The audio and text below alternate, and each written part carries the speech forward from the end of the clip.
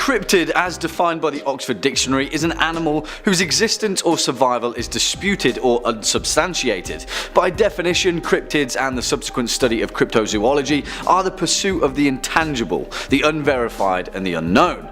Derived from the Greek crypto, meaning to hide, contemporary folklore as well as pre-industrial cautionary tales are jam-packed with bizarre, strange encounters with creatures who somehow don't fit into our current model of scientific knowledge.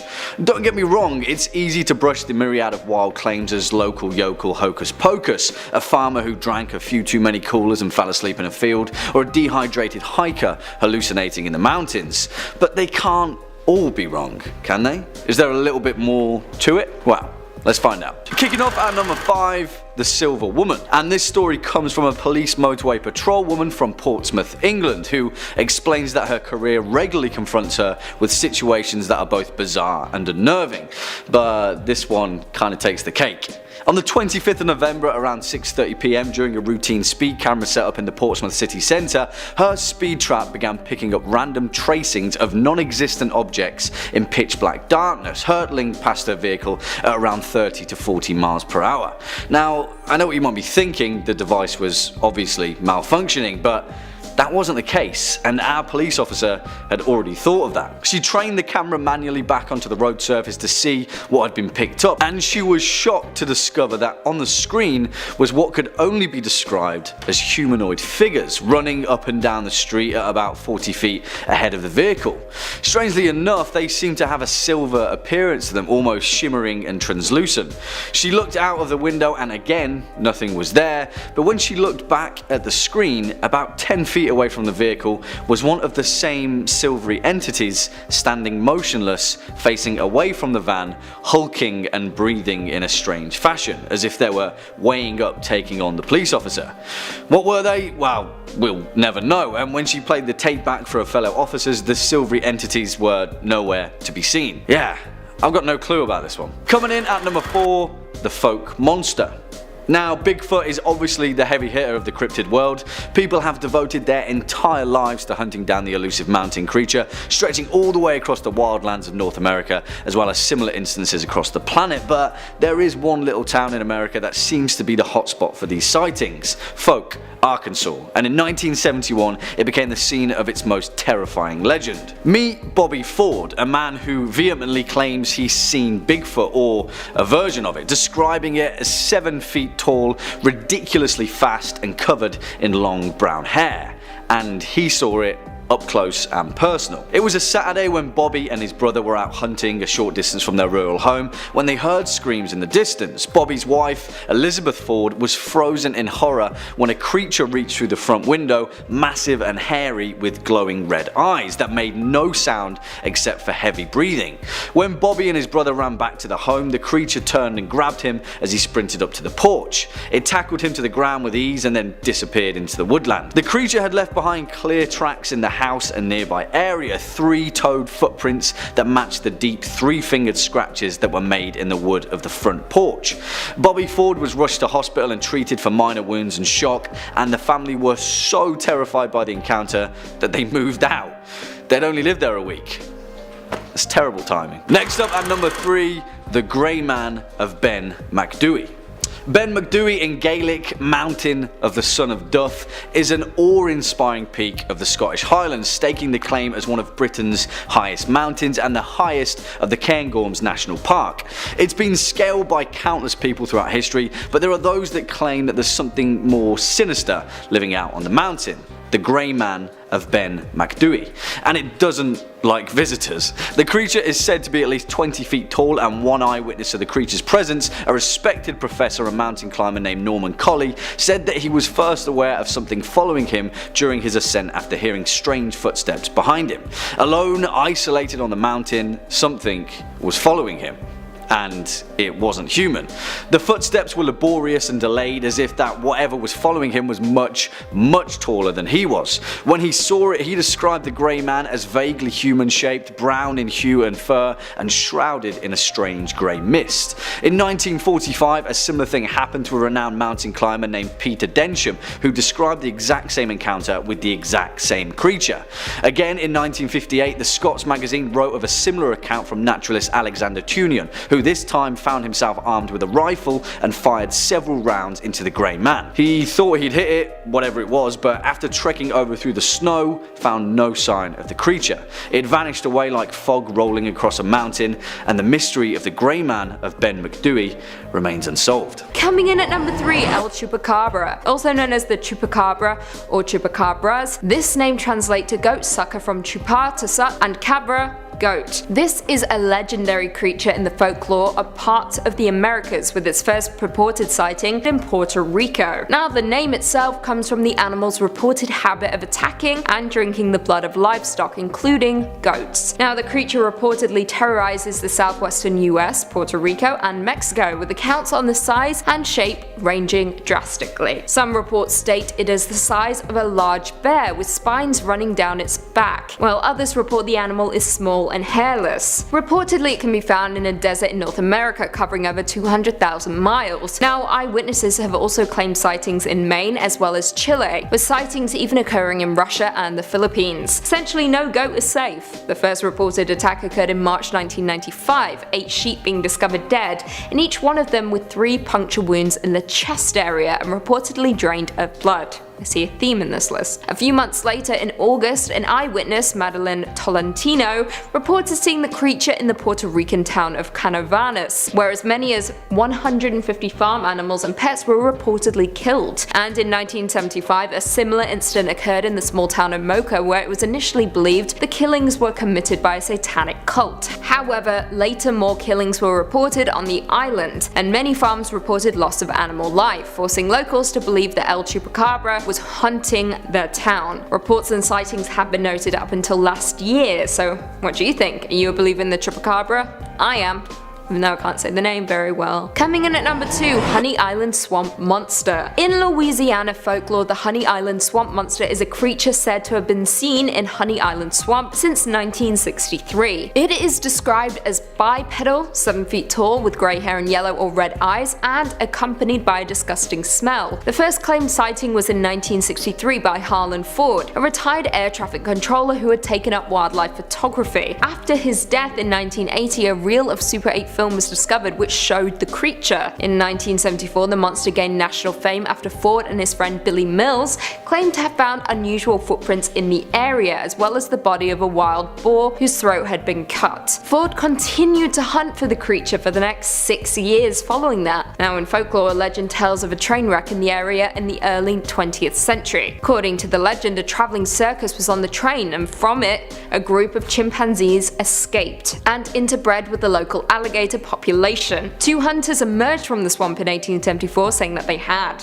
Creepy stuff indeed. And finally, coming in at number 1, Pukwudgie. A Pukwudgie is translated by Henry Schoolcraft as little wild man of the woods that vanishes. It is a creature often found in Delaware and Wampanoag folklore, sometimes said to be 4 to 5 feet tall. According to legend, Pukwudgie can appear and disappear at will, as well as lure people to their deaths, use magic, launch poison arrows, and create fire. Yeah, these dudes are not to be messed with. Now, some Native Americans believe that the Pukwudgie was once human, and presumably friends, but then turned against the Native Americans and are best left alone. According to lore, a person who pissed off a Pukwudgie would be subject to nasty tricks by it. Considering they are known to kidnap people, push them off cliffs, attack them with short knives and spears, I would just leave them alone. More interesting still, the Pukwudgie are actually mentioned in Henry Wadsworth Longfellow's epic poem, The Song of Hiawatha. I quote, "Far and wide among the nations spread the name and fame of Kwasin. No man dared to strive with Kwasing. But the mischievous Pukwudgie, they the envious little people, they the fairies and the pygmies, plotted and conspired against him. They have also been identified in the Harry Potter universe, with Rowling describing the creature as, I quote, the Pukwudgie is also native to America, a short grey-faced, large-eared creature distinctly related to the European goblin. Fiercely independent, tricky, and not over fond of humankind. It possesses its own powerful magic. quick. Pukwudgie hunt with deadly poisonous arrows and enjoy playing tricks on humans. Cool, but incredibly creepy. Swinging in at number 2, the Cabbagetown Tunnel Monster, which is an urban legend from my current stomping grounds of Toronto, Ontario, that is grounded in such bizarre circumstances that it remains a warning not to go wandering through the dark tunnels of downtown Toronto. I'm talking about the path. Ever. Don't go there. In 1978, in the eastern Cabbagetown district of Toronto, a 51-year-old man known as Ernest had a terrifying encounter in the network of tunnels that sprawl beneath the city. He had been out searching the neighborhood for a missing kitten that him and his wife had been raising when he stumbled across a tunnel entrance and decided to explore. After venturing 10 feet into the gloom, Ernest suddenly came across a creature that looked somewhat like a long, thin monkey, around 3 feet in height, with large teeth and covered in grey fur. It had unsettling eyes, he described, that peered out of the darkness in a bright orange hue.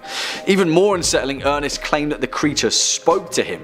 "Go away, go away," it said in a hissing voice before slinking down a tunnel off onto the side. Ernest was reluctant to come forward with his story. He was a respected member of the community and he feared that he'd be ridiculed by his peers, but after being convinced by a friend, he spoke to the Toronto Sun, and a group of journalists and investigators followed him into the same tunnel. Although they didn't see the creature, they did see that the narrow tunnel led to a strange, gloomy chasm that dropped into the unseen sewer system below. And even stranger, they found the maimed, half-eaten carcass of a cat buried loosely beneath the dirt and debris. It permeated the legend of the Cabbagetown Tunnel Monster, and whatever it was, we may never know for sure. Just stay away. And finally, our number 1 spot, the Jersey Devil. Of course, it has to be perhaps one of the most notorious cryptids of all time, the famed Devil of Jersey, whose origin dates all the way back to when New Jersey was still a British colony. Hundreds upon hundreds of tales have been spawned from the legend of the Jersey Devil, dating from the early 1700s right up to recent times. As the legend goes, Mrs. Jane Leeds came from a poor family who carved out an existence in the bleak pine barrens of Jersey, a rugged place with dense forests, sandy soil and deep swamps. In 1735, Mrs. Leeds discovered that she was pregnant with her 13th child, which is, as they say, unlucky for some. Now, Mrs. Leeds wasn't too keen on giving birth, to say the least, and she claimed to friends and relatives that the devil can take the next one. And that's exactly what he did. When the baby was born, it was monstrous, with a scaly reptilian body, a horse's head, bat's wings and a long forked tail. He spread his wings, shot up out of the chimney and soared out across the pine barrens. The legend of the Jersey Devil was born. Now, whatever you think of this cryptid, truth or urban legend, it's the frequency that the Jersey Devil appears in contemporary folklore that is important. Hundreds of people have reported sightings of a strange bat-like creature with wings and a forked tail, flapping its wings across the pine barrens and cackling into the night. In 1816, Joseph Bonaparte, the brother of Napoleon, reported seeing the creature while hunting game in the woods. In 1840, a respected minister pointed his congregation towards a ghastly creature flapping above his church, and in 1909, literally thousands of people saw the same creature on the same day at the same time at multiple locations. In fact, it got so bad that schools had to close down and people just flat out refused to go outside. And still, to this day, New Jersey natives will warn you to tread carefully in the pine barrens. Moving on to number 2, we have the Mongolian death worm. The Mongolian death worm is a famous cryptid in China. It's said to lurk in the Gobi Desert and is described as being this giant red-type worm creature. In fact, its Japanese name literally translates to large intestine worm. To make matters worse, apparently it can spit poison at its victims from afar. It's believed that this acid-like venom is so strong that it can kill a camel or horse.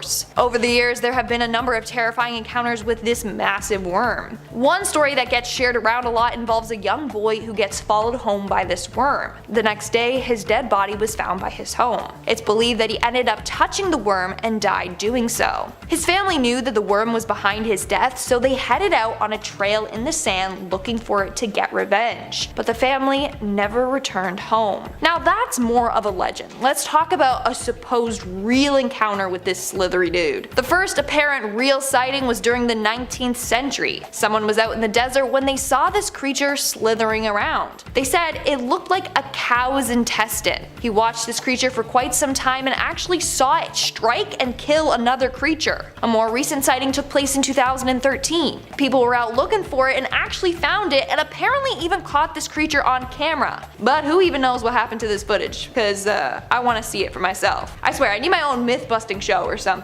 And in our number 1 spot today, we got Spring-Heeled Jack. Dude, the legend of Spring-Heeled Jack is a pretty freaking creepy one. What makes it even creepier is the fact that a number of people encountered this weird half-man, half-beast creature. That's multiple witnesses, and they all had similar encounters, which makes me believe that this cryptid might be real. So back in Victorian England, people were worried about this weird man-type creature named Spring-Heeled Jack. According to a number of stories, Jack would visit homes in the middle of the night, ring the doorbell, and when someone would answer it, he would attack them. Now, he was given the name Spring-Heeled Jack as witnesses said he had the ability to jump great distances and heights, something no normal human can do. Victims say he looked like a man dressed in red shoes and armor. Others claim he would wear loose-fitting black clothes with a helmet, or that he had wings and horns and sharp fangs that formed a wicked smile. The first sighting of Spring-Heeled Jack was October of 1837. A woman named Mary Stevens was walking in her town when this creature jumped from a tall building down to the ground right in front of her. He then attacked her and tried to kiss her, but someone heard her screams and thankfully came to the rescue. They then both saw this creature leap away. And Mary wasn't the only victim terrorized by Jack. A girl named Lucy Scales was also attacked by it. Same with a woman named Jane Alsop. She was attacked and strangled by this creature, but she managed to free herself. Jane said this about Jack, and I quote, "He was wearing a kind of helmet and a tight-fitting white costume like an oilskin, and he vomited blue and white flames." Soon, more and more people were going to the police terrified by Spring-Heeled Jack. One person said they saw Jack jumping from rooftop to rooftop. They said he had glowing red eyes and big sharp claws. Due to the fact that so many people encountered Jack, I'm telling you, it might be real. Was he a human? Was he a cryptid? Was he a weird human creature thing? I don't even know, man. Kicking off at number 5, the Loveland Frogmen. Hailing from the misty swamps and vast wetlands of rural Ohio, the Loveland Frogmen, also affectionately known as the Loveland Lizards, are a cryptid unlike no other and have reportedly appeared under several bizarre circumstances on a regular basis in Ohio's Clermont County. Allegedly, the first sightings of these eerie bipedal amphibians first occurred in 1955 and has proven to be one of the most intriguing cryptozoological mysteries in North America. The creatures themselves allegedly live in the temperate forests and wetlands of Clermont County and are able to survive the cold winters of the region without having to hibernate. Useful. During their first sighting at approximately 3:30 AM, a local businessman was driven down a lonely stretch of road, running alongside the Miami River on the outskirts of the small town known as Loveland, Ohio. Suddenly and out of nowhere, the man claimed to have witnessed 3 bipedal quasi-reptilian entities emerge from the dense reeds and begin to congregate by the side of the road. The man slowed down and turned out his lights as he pulled his car up to a curb to observe these creatures further. He claimed that they stood between 3 and 4 feet tall, were covered with leathery skin, and had webbed hands and feet. Their most distinguishing feature though was their distinctly frog-like head, which the man claimed bore deep wrinkles where their hair should have been. Well, since then, over 5 more sightings of the Loveland Frogmen have occurred over a 60-year period. What do you guys think? What's going on, Ohio? Next up at number 4, the nameless thing of Berkeley Square. And I absolutely love this story either way, because if you've ever heard of the famed 50 Berkeley Square in London, England, then you'll know that, cryptid or not, this place is terrifying enough. It's proof as well that there are some cases out there which irk on the realm of the paranormal and become a category so unexplainable that they don't really fit into anything, or can fit into anything. I don't know, it's pretty nebulous. Either way though, the haunted legacy of Berkeley Square has featured ghosts and poltergeists the world over, and it's widely considered to be one of the most haunted places in England. But there is one particular instance that takes the cake, the nameless thing of Berkeley Square. A tale that takes place in 1840 when a 20-year-old Sir Robert Walboys got into a drunken dare in which he had written off Berkeley Square and its paranormal reputation as a whole load of Kaiser Soze. He put money down that he could spend the night in the building's most cursed and haunted second floor, and so the next evening did exactly that, with a pistol in his hand for robbers. I guess, and a makeshift pulley line attached to a bell in case he saw anything out of the ordinary. He drank a whole load of courage and tried to get some shut-eye, but well, of course, young Bobby Warboy's story cuts out there when the landlord was awoken by the bell rig ringing incessantly and ran upstairs to check on him. He found Robert Warboys dead as a doornail, slouched in the corner with his eyes bulging in terror. Legend has it that the landlord witnessed an amorphous, shadowy form with slime oozing from it, claws and tentacles and all dripping from its form, suddenly slink back into the shadows of the corner of the room and disappear. And since then, tales of the nameless thing of Berkeley Square are more common than any of us would actually like. Swinging in at number 3, the Kinderhook Blob, which is just a great name, really, isn't it? And if I'm being honest, the legend of the Kinderhook Blob is exactly what cryptid tales are made of, so strap in. It's sometime in 1962 New York, and on 6 separate occasions, multiple witnesses encountered a floating, mysterious blob-like creature that was so terrifying in its form that 2 men armed with shotguns fled in terror. The initial encounter was from a 10-year-old boy named Hallenbeck and his 7-year-old cousin Chari. They were playing in the dense woods nearby their house when all of a sudden they both heard this really high-pitched whistle noise, and suddenly, from behind a nearby pine tree, they witnessed a white amorphous object appear in full view, which slowly began writhing toward them. On 5 more occasions, which insanely would happen over the next 12 years, all the way until 1978, dozens of eyewitnesses would explain in vivid detail similar accounts of an amorphous white blob-like creature that would emerge from the woods, often attaching its tendrils to trees whilst incessantly making its way towards its victims, causing them to flee in terror. So much so that on one occasion 2 grown men tried blowing it to pieces with shotguns to no avail and then turned tail and ran. What I love about this story is the essence of a cryptid tale. For all intents and purposes, the Kinderhook Blob could be a disused weather balloon floating listlessly through the air, but because it was seen multiple times by multiple people in the right setting, the legend of the terrifying white blob quickly became a horrifying reality. Either that or it's a sentient alien life form that's going to consume us all, so yeah. Number 5, the Dover Demon. Starting off on our list is the cutest cryptid on this list in my opinion, but still a creepy little freak. I like to start with the cute ones to kind of ease you into it. The Dover Demon first appeared in Massachusetts in the town of Dover, lending it its name. It appears as a spindly little demon kind of looking thing that sort of resembles a little gray, the traditional big-eyed aliens that you see everywhere. The Dover Demon is identified by its blank face, its red glowing eyes, and its hunched quadruped stature. The Dover Demon was first recorded in the late 1970s, discovered by 3 teenagers who were driving through Mass when they saw something bizarre being lit up by their headlights. Initially, they didn't think too much of it until they noticed that the creature in front of them looked more like a human than it did an animal. The driver, one Bill Bartlett, described the creature as resembling a baby with elongated arms,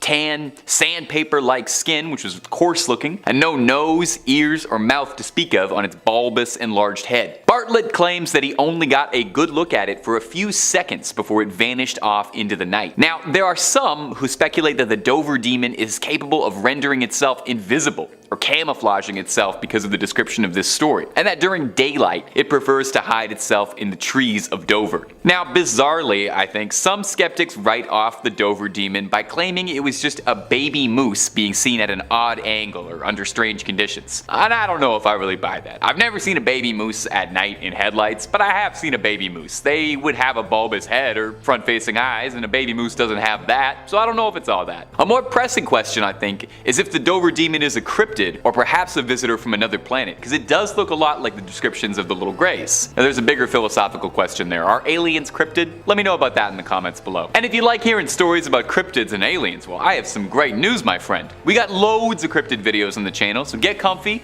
click through the playlists, and stay subscribed for something new every day. Number 4, Goatman. Up next on our list of cryptids that'll keep you from sleeping is Maryland's own Goatman. Now, he might look like Mr. Tumnus, but he isn't going to take you to Narnia anytime soon, and there'll be no Turkish delight in your future. Appearing as a half-human, satiric hybrid, the Goatman is thought to roam around Maryland, but he's been sighted in Louisiana and Texas as well. You know, perhaps he gets bored, perhaps he was taking a tour. The Goatman is said to carry a hatchet with him, and not for hacking any lumber. He's been said to be responsible for missing animals around the wooded areas in Maryland. Now, there's a pretty good historical precedent for goats involved in mythology, with satyrs as a mythical historical cryptid, and goats have been associated with Satan and demons for generations. But the Goatman himself has got a pretty rich history in Maryland folklore. Depending on who you ask, he's either just a cryptid goat man who wanders the woods. Or if that's not satisfying enough for you, one particularly colorful origin for the goat man is that it's the product of a mad scientist's experiment who was experimenting with goats, and when it went astray, the goat man broke loose and started attacking passersby with an axe. I really like this one, and I choose to believe it's 100% factual. The goat man is a pretty popular folk story with teenagers, with urban legends describing the beast hunting down those who are looking to spend a little quality time at Lover's Lane. It said he'll come and bleat ya. Bleat, like beat. It's a goat pun. It was pretty bad. Do goats do that, or is this sheep? I'm not sure. You know what? I shouldn't be practicing here. We're gonna move on from this. The goat man still hasn't been seen as much in recent years, and I sincerely hope that he's still out there. Coming in at 5, Wampus Cat. The Wampus Cat is a creature in American folklore and, according to legend, is a result of experimentation during World War II. Now, there are more than 22 million acres of forest in Alabama where you can find deadly and terrifying creatures. However, the one whispered about the most and discussed around campfires is the Wampus Cat. Early references by the American Dialect Society noted the Wampus Cat as, I quote, a creature heard whining about camps at night, and a mythical green-eyed cat having occult powers, or even an undefined imaginary animal. Now back to its creation. Allegedly, the US government tried to create a super animal by combining a mountain lion and a grey wolf through genetic splicing, with the goal of creating an incredibly fast and large creature to relay messages. However, things went wrong when a breeding pair escaped, and their descendants, known as the Wampus Cats, still haunt the area around Chihia Mountain in the Talladega National Forest. Folklorist Vance Randolph described the Wampus Cat as a kind of amphibious panther which leaps into the water and swims like a colossal mink. In Cherokee mythology, the monster is the cat-like embodiment of a female onlooker cursed by tribal elders as punishment for hiding beneath the pelt of a large wild cat to witness a sacred ceremony. The Wampus Cat is used as a mascot for numerous educational institutions. The Wampus Cat also has been referenced in pop culture numerous times, specifically by J.K. Rowling on her Pottermore site. In the story, History of Magic in North America, which lists the Wampus Cat as a source for hair used in magic wands. Pretty cool. Coming in at number 4, direwolf. The direwolf was an extinct species of the genus Canis, and is one of the most famous prehistoric carnivorous in North America, along with its extinct competitor, the saber-toothed cat. Like I said, these creatures are extinct, however one user from Utah has a different story. I quote, "Not sure what it was called, but I listened to a podcast about cryptids, and it talked about basically a modern-day direwolf/human combo that lived on a ranch somewhere in Utah. A family moved into an old ranch and noticed that all the windows and doors were tightly secured and that there had been wolf sightings years ago in that area. The new owner didn't think much of it until they found some dead cows with holes in them. No blood whatsoever. Then the owner saw what looked like a wolf from far away. The wolf creature basically ended up running up to him and he shoots it. The gun does no visible harm though, even though it made a hole in its shoulder. Then the wolf creature casually walks away. The guy ends up looking for one of his missing cows and finds it dead. He also finds a calf getting attacked by the thing and being carried off. If I remember correctly, he tries chasing it down and it outruns him on his horse. The guy doesn't know what he's up against, so he tells a local wildlife expert who shows him different species of wolves. They pass a picture of the creature, and the wildlife expert tells him that it's a direwolf and it hasn't been alive for thousands of years. That is absolutely insane. I'm a strong believer in the direwolf and have a sneaking suspicion they are still lurking around here. Hunting somewhere, maybe hunting you. Starting off this countdown, we have the Beast of Gévaudan. Between 1764 to 1767, people in Gévaudan, France were fearing for their lives. A terrifying beast was stalking the town and taking the lives of many of the residents. This beast was described as a large wolf or something like a large calf or horse. Calf as in cow, not. Imagine like a large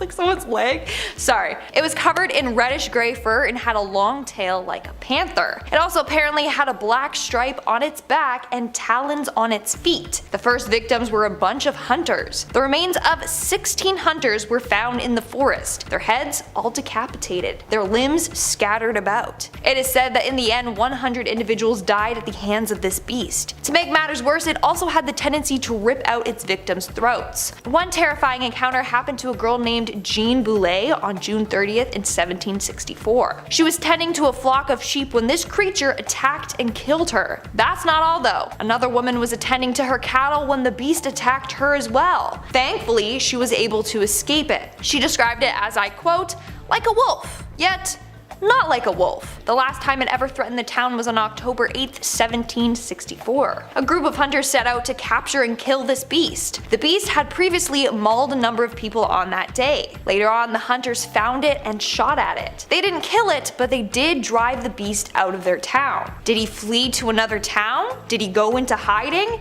Who knows? In our fourth spot today we have the El Chupacabra. El Chupacabra is a very creepy creature with vampire type tendencies. They like to attack animals and then drain them completely of their blood. When they're done, they just leave the animal's carcass and run off, which is quite strange. Normal animals like to feast on the meat, but this creature is only interested in the blood. So this creature has been described in a variety of ways. Some say it's like a weird reptilian kangaroo, whereas others say it looks like a hairless canine with red glowing eyes. Nonetheless, it's creepy. So the first reported sighting of a chupacabra dates back to 1887 in Wexford County. Two lumberjacks were in the forest when they saw a weird creature dart by them. They described the creature as having a man's body but a dog's head. It didn't stop there though. In 1938, a man named Robert Fortney reported a terrifying encounter with this beast as well. He said that there were 5 of them that surrounded him and then attacked him. He said that one of the 5 walked on 2 legs. Another creepy encounter took place in 1961. A night watchman in Michigan was patrolling the grounds of a manufacturing plant when he saw something weird in the distance. At first, he thought it was a person. That was until he got closer and realized that this person had dog-like features.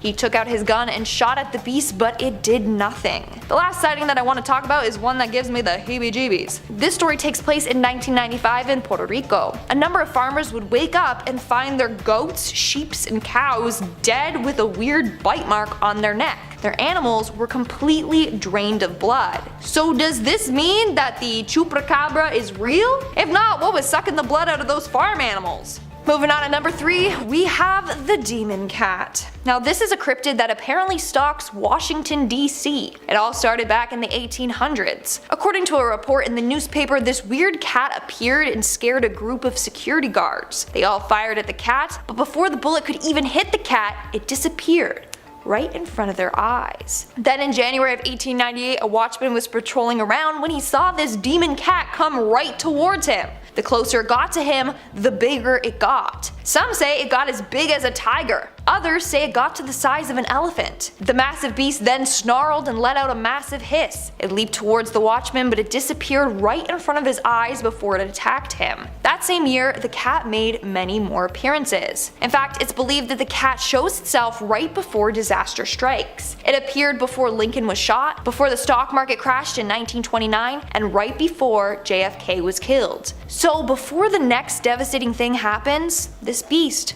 might make a return. Coming in next at number 2, the disappearance of Peter Grayson. The Groot slang, or the Groot slang, which in Afrikaans loosely translates to big snake, is a legendary creature widely considered to be one of the continent's most prolific cryptids, and is reputed to dwell exclusively in the deep caves and cavernous systems in the Richtersveld, South Africa. According to legend, the Groot slang is a primordial creature that is reputedly as old as the world itself and dwells within what locals refer to as the bottomless pit, which also, conveniently enough, is also filled with precious diamonds. Well, diamonds historically have a proficiency of attracting daring adventurers, and one of those adventurers just so happened to be an English businessman known as Peter Grayson. In 1917, Grayson and a team of excavators began an expedition into the Richtersveld cave system, accompanied by several local guides. After heading out into the rocky desert landscape, and upon hearing that Grayson intended to descend into the bottomless pit, unwittingly the lair of the Groot slang, the local guides quickly left after warning Grayson that they'd lost friends and family to the violent serpent before, and they weren't going to do it again. He shrugged it off and alongside his 2 excavators headed deep into the cave, and well, that's the last that they heard of any of them. The Grayson dynasty faded into obscurity after their patriarch was never seen alive again, but as the legend goes, one of the local guides returned to the cave a day or so later after feeling guilty for abandoning Grayson and his team. At the entrance of the cave, he found the body of an excavator, half of his body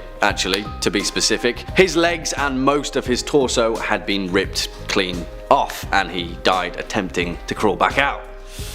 What a way to go. And finally, coming in at our number 1 spot, the legend of Yuri Grando. And I just have to tell this cryptid story because it's one of my favourites, and it's also considered to be one of the first historical instances of vampirism. As the legend goes, Yuri Grando Eljevic was a villager and poor peasant from the region of Istria, which now makes up modern-day Croatia. Historically, he was referred to as a strigoi, strigon or strigun, a local word for something that resembles a vampire and a warlock. Sometime around 1656, Yuri died due to an unknown illness, but according to legend, he regularly returned from the grave at night as a vampire to terrorize his village until his decapitation in 1672. The legend tells that for 16 years after his death, Yuri would rise from his grave by night and terrorize the village. The village priest Giorgio, who had buried Yuri 16 years previously, discovered that at night somebody would knock on the doors around the village, and on whichever door he knocked, someone from that house would die within the next few days. Eventually, the villagers rallied after witnesses saw the corpse of Yuri roaming the streets, and led by the town's mayor, chased and tried to kill him with a hawthorn stick, but failed to pierce his supernatural flesh. The next night, 9 people went to the graveyard and dug up Yuri's coffin, finding a perfectly preserved corpse with a smile on its face. It was Yuri with pristine white flesh and no signs of decomposition. They tried to stake him once more, but witnesses noted that the stick would not penetrate its flesh. Eventually, the villagers were so terrified and kind of fed up with his vampire antics that a brave villager known as Stipan Milicic took a saw and decapitated the corpse. As soon as it tore Yuri's skin, the vampire screamed and blood began gushing from the cut. Allegedly, a man that was presumed dead for 16 years. Yeah, that one's pretty worrying, right? Coming in at 5, the Jersey Devil. In southern New Jersey, the Jersey Devil is a legendary creature that is said to inhabit the Pine Barrens of South Jersey. The creature is described as a flying biped with hooves, however there are many variations. The most common description is that of a kangaroo-like or wyvern-like creature with a goat or horse-like head. Leathery bat-like wings, horns, small arms with clawed hands, legs with cloven hooves, and a forked tail. It is often reported as moving quickly and emitting a high-pitched blood-curdling scream. Now, the legend originated with a Pine Barrens resident named Jane Leeds, known as Mother Leeds. The legend goes that Mother Leeds had 12 children, and after finding out she was pregnant for the 13th time, cursed the child in frustration, crying that the child would be the devil. During 1735, Mother Leeds was in labour on a stormy night while her friends gathered around her. Born as a normal child, the 13th child changed to a creature with hooves, a goat's head, bat wings, and a forked tail. The child then supposedly began flying around wreaking havoc. Now, the legend certainly has some staying power considering that nearly 200 years later, the devil became a big deal once again, this time in 1909. That January, reports of odd footprints being found in the snow on the roofs of houses caused such a panic that the devil was up to no good that mills and schools closed and some people were too scared to leave their homes. Since then, the Jersey Devil has been to blame for most strange happenings around New Jersey, and in 1960, Camden's merchants even offered a $10,000 bounty to anyone who would capture the mischievous devil, but of course they never received any takers. It's also mischievous. We Brits know what's right.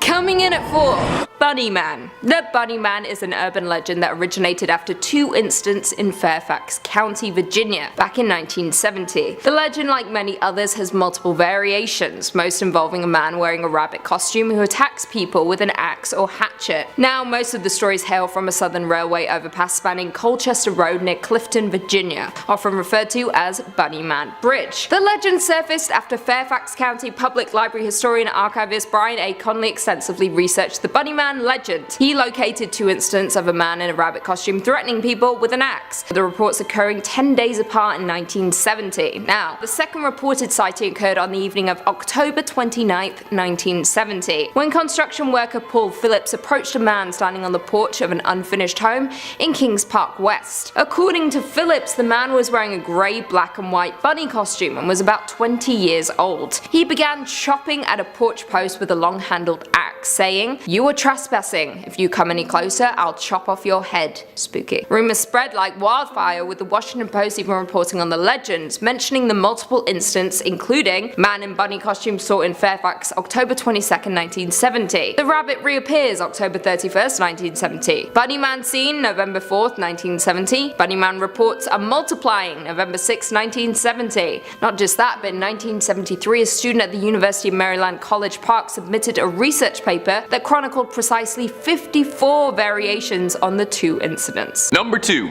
The Flatwood Monster. The Flatwood Monster is another West Virginia native, and I've gotta ask, why are there so many cryptid stories coming out of West Virginia? I've never been there, so maybe somebody can clear this up, because all I know about West Virginia is anything John Denver sang about, and he didn't mention Mothman or the Flatwood Monster, but that's a whole different story. Anyway, the Flatwood Monster is a cryptid that's been thought to be an extraterrestrial in nature. It was reported to be 10 feet tall and roughly 4 feet wide. It's described as wearing some sort of mechanical suit like it's Darth Vader rather than a purely organical being, and its most notable feature is its giant bulbous head with 2 gigantic eyes glowing green. It's got a big cowl in the shape of a spade behind it that makes it look a bit like it's an alien vampire, and its body was thick, armored, and it has small, spindly little arms like a T-Rex. Now, the Flatwood Monster's first sighting dates all the way back to 1952, when 3 local boys saw a shining light falling across the sky, eventually hitting the ground nearby at a local farm. The boys returned home to report that they'd seen a UFO crash land and told one of their moms to get a search party going, and honestly, that is exactly what I would do if I ever saw an alien. I would probably still call my mom, to be honest, if I ever saw an alien. From there, they gathered a small search party to go to the farm to approach what they saw. When they reached the top of the hill, they saw a large pulsating ball of fire and smelled a mist that was making their eyes burn. Someone in the search party noticed 2 small lights and flashed his light quickly at them, revealing a creature standing 10 feet tall with glowing green eyes. The creature hissed at them,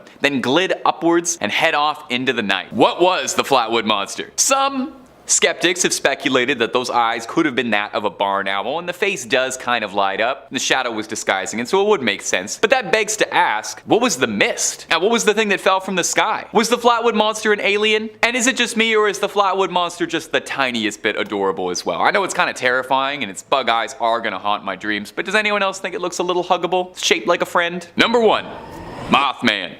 Mothman is arguably one of the most famous cryptids of all time, and it's captured our heart since he started flapping around in popularity. Mothman's first ever recorded sighting was in 1966 in West Virginia, when 5 men were in a cemetery prepping for a funeral when they saw something bizarre rustling around in the trees nearby, and lifting off was a massive brown-winged creature that disappeared into the night, far too large and unwieldy to be a bird. From there, the legend of the Mothman began to rise. It would get spotted frequently throughout West Virginia and the surrounding states, but its home is West Virginia. 3 days later, after the first sighting of the Mothman, on November 5th, 1966, another sighting occurred. Roger and Linda Scarberry were driving with their friends, another couple, Steve and Mary Millette, around midnight. While driving, the couples noticed that amidst the darkness there were glowing eyes that seemed to be hovering around them. They stalled the car a bit, unnerved about who these mysterious eyes could have belonged to, and through the darkness and the headlights of the car, they saw a creature that stood 7 feet tall with leathery wings folded against its back. The creature began to pursue them rapidly, matching the speed of the car at around 100 miles an hour. They tried to turn around to get a better look at the thing, but the creature screeched and flew upwards into the sky when it was hit by its headlights. Now, this would be far from the last sighting of the Mothman. Since these early sightings, Mothman has been reported hundreds of times across West Virginia. He's practically a pillar of the community. I think he's allowed to vote. Some say he's a benevolent figure who wants to help people and warn them of dangers around, whereas others say that he's a more mysterious, nefarious agent, flying around sending people to their doom. There's an allegation that Mothman was involved in the destruction of a bridge in 1967 that led to the death of 40 people. Some survivors claim that they saw the Mothman flying around overhead after the collapse. Whether he's real, a West Virginian legend, a friend or a foe, there's no denying that like a moth to a flame,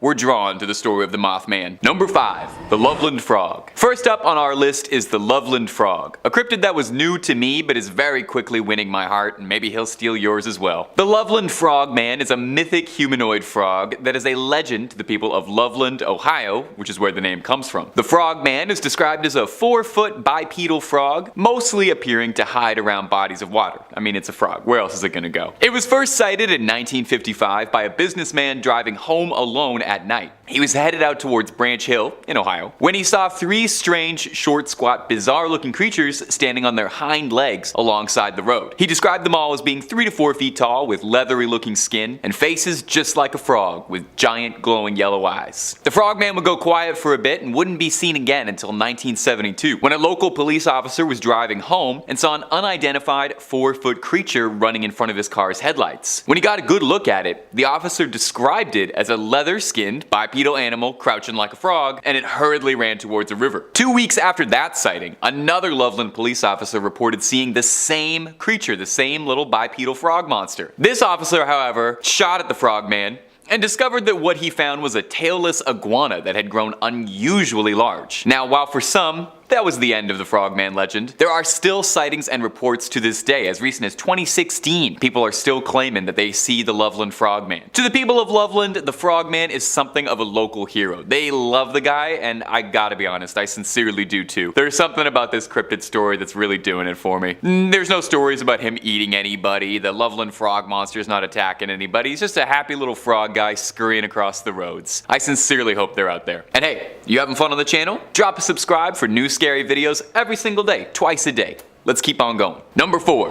The Fresno Nightcrawlers. Up next is the Fresno Nightcrawlers, and let me just say right now, these are probably my favorite cryptid on the entire list. If I say another one is, I'm lying, it's these guys. Some cryptids are downright terrifying. Some cryptids will keep you up all night, and maybe these guys will too, but I personally find them downright adorable. These are the Fresno Nightcrawlers, bizarre, rail-thin bipedal creatures with no discernible features whatsoever. The only footage we have of them is blurry security camera footage, which doesn't help identify the creatures much at all. They appear short with very, very long legs, almost stilt-like. The first reported sighting of one of the Nightcrawlers came from a city in California, Fresno, where the name comes from. A man named Jose was at home late at night with his dog trying to get a good night's sleep, but was repeatedly disturbed by his dog barking at something out the window. He went over to quiet his dogs down and noticed something deeply bizarre on his security camera. He saw a pair of white, elongated creatures strolling down his lawn. The next morning he claims to have seen small footprints all over the lawn. The next sighting of the Nightwalkers was in Carmel, also in California. A former Marine and his wife were driving up a hill, and they claimed that they saw a 7-foot-tall creature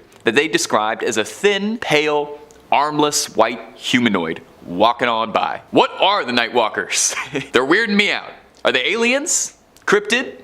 Possessed pair of pants? If anyone's got a line, you let us know immediately. Whatever the Nightwalkers are, all I know is that I love them. I think they are downright adorable. I watched a clip of them walking down the hill like 30 times while I was writing this script, so just know that. Number 3, Skinwalkers. Now let's shift to one that's not adorable even a little bit. Skinwalkers are an extremely popular cryptid, a person with the ability to shapeshift into any creature they desire. Sometimes the legends state that in order to shapeshift, they need to molt out of their skin, and in some legends, they have to wear the pelt of the animal they intend to shapeshift into. You know, sometimes skinwalkers are presented as monstrous, sometimes humanoid. The recurring lines through every skinwalker stories, though, is that they are absolutely terrifying, and under no circumstances should you ever look one in the eyes, as it's said that looking one in the eyes will not only draw its attention, but seal your fate. So take a listen to this story from Reddit. This post came to us from a Reddit thread asking, what was the scariest thing that has ever happened to you? And an anonymous Redditor shared this story, and it's probably one of the scariest things I've ever read. Beginning. I was a kid when this happened.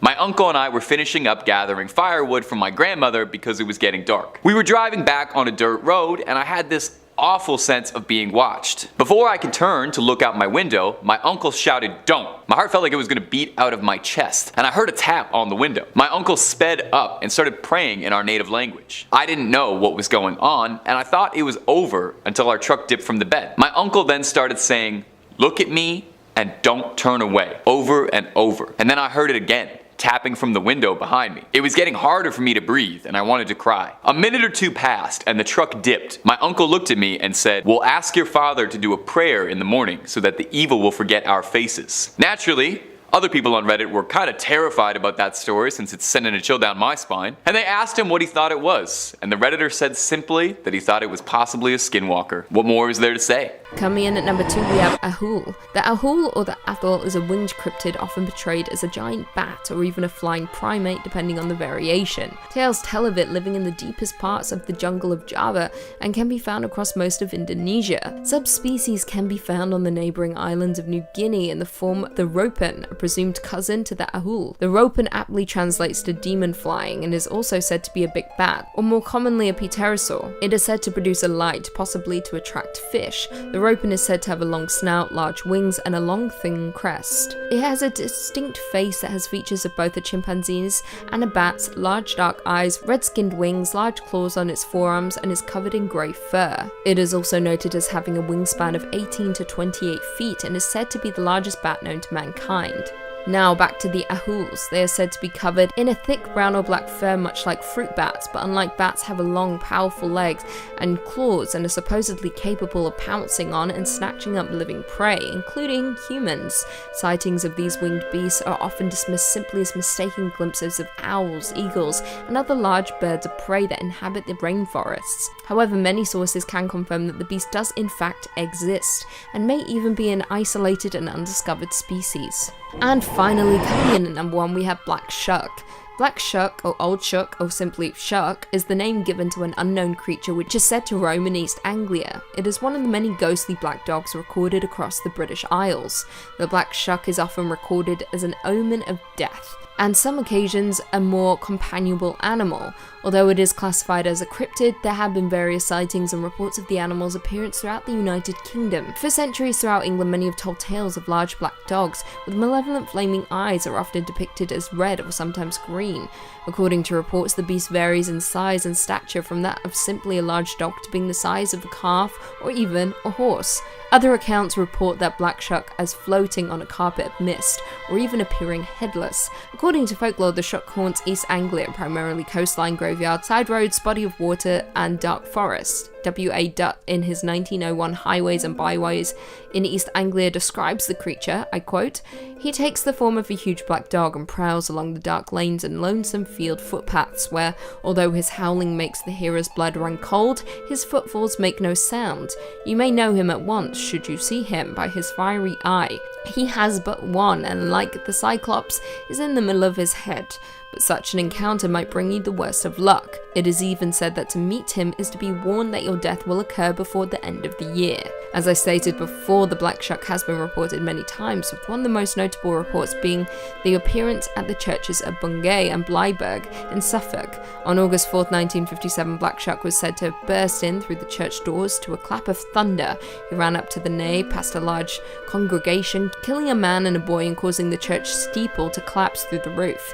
As the dog left, he left scorch marks on the door, which can be seen at the church even to this day. Number 2, Goat Man. Okay, some of these cryptids have been a little grounded, realistic animals that got loose or whatever. I'm over that. We need one on this list that's just completely out there in every regard, supernatural and wild. So let's discuss the nastiest kid in Maryland, the Goat Man. Now, he might look a bit like Mr. Tumnus, beloved childhood character, but he is not taking you anywhere as nice as Narnia anytime soon, and he sure as heck don't got no Turkish delight for you. He manifests as a half-human, half-goat, a satyr of sorts, and sightings and descriptions describe him as having a goat's head and the body of a man. The legend of the Goat Man started down in Maryland, and is primarily where most of his legends come from, but he's also been sighted around Louisiana and Texas as well. We love a Goat Man that's well-traveled. Goats have been figures in myths and folklore for generations, with goats thought to be associated with Satan and demons, but the Goat Man himself is all Maryland. Depending on who's telling the story, he's just a supernatural entity that wanders the woods, or maybe he's a former goat farmer who became deranged after losing one too many goats and he's a madman in a costume. If that origin leaves a little bit to be desired, he's also got a fantastic comic book bad guy origin story where he's the product of a science experiment gone wrong to,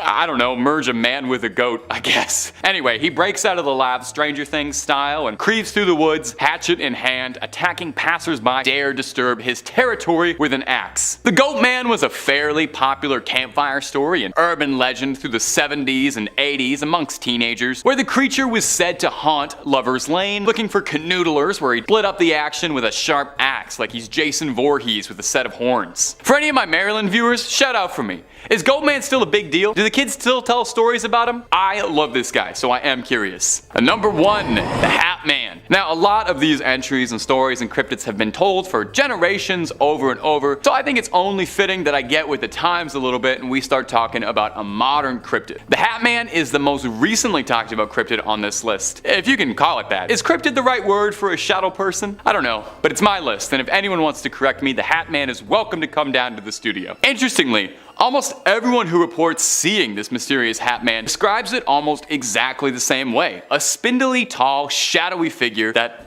is wearing a hat, hence the name. Some people see a top hat, some see an old like newsman's fedora. Everyone says his attire is out of date by a century or two, so no new era fitted on this guy. You can't see his face at all, just shadows, and the only thing you can make out are his dead pinprick eyes, shining red in contrast to the darkness of the rest of his physique. And he is watching you. Now what does the Hat Man do besides checking in on you at night? People who report seeing him appear to be people who are suffering from sleep paralysis or insomnia, and most sightings or reports describe him as being benign if not terrifying. Watching you, studying you, what have you. There are some, however, who claim that he's not just a visitor and he's a little more sinister than that. Some people tell stories of getting an appearance from the Hat Man and feeling choked or burning sensations on their scalps or chest, or just feeling like a general overwhelming terror and nausea, which I think is totally reasonable if there was a shadow demon in the corner of my room watching me. Now, some people who've seen him claim that he feeds off your emotions, and that the people who are visited by the Hat Man are those who are already struggling with something like great stress or mental illness, which is probably definitely not made better by a shadow demon. Sometimes people in the same family claim that they can see him. So what's he doing? Is he targeting specific people, or is it certain emotions that he hungers about? Thinking about him already is enough to make my hair stand on end and squint at the coat rack in my room when I turn the lights off. I think I'm gonna sleep with just the lights on tonight, just to like be safe and make sure my cats don't bump into anything or anything. That's a cat ride.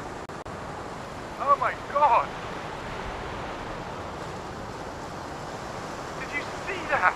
In at number 5, we have the Jersey Devil. Known to exist in the Pine Barrens of New Jersey, the Jersey Devil is often described as having hooves, a snake's tail, bat wings, and a head that looks something like a horse. There have been many sightings throughout history of the Jersey Devil, with the cryptid dating all the way back to the 1700s and continuing on until the past decade. It is said that the Jersey Devil often glows and can breathe fire or poison water with its breath. Throughout folklore, it is also known as the Leeds Devil, with local residents tracing its origins to a woman named Mother Leeds, the mistress of a British soldier who was suspected of being a witch. When she gave birth to her 13th child, she cursed it. The baby was born as a hairy creature and soon began terrorizing the town and its people, even eating children. Now, like I said, there have been many sightings throughout history. On July 27, 1937, an unknown animal with red eyes seen by residents of Downingtown, Pennsylvania, was compared to the Jersey Devil by a reporter for the Pennsylvania Bulletin of July 28, 1937. In 1951, a group of Gibbstown, New Jersey boys claimed to have seen a monster matching the devil's description, and claims of a corpse matching the Jersey Devil's description arose in 1957. Now, many choose to ignore the Jersey Devil, with it thought to be an undiscovered species of animal, generally classified as living pre-pterodactyl. Coming in at number 4, we have Yowie. Yowie, also known as Yehu, Yori, Hairy Man, or Yahoo, is a fanged humanoid creature or great ape featured in Aboriginal mythology along with Australian raptors or Burrinjaw. It is considered to be the Australian Bigfoot and contains many primate-like features, indicating that it is an undiscovered species of great ape. Yowie is described as being one of the most aggressive Sasquatch species and has been reported ripping the heads off of kangaroos and dogs. In the past, it has been described to be around 7 to 9 feet tall, with a large red mouth and talon-like claws, according to Aboriginal legends.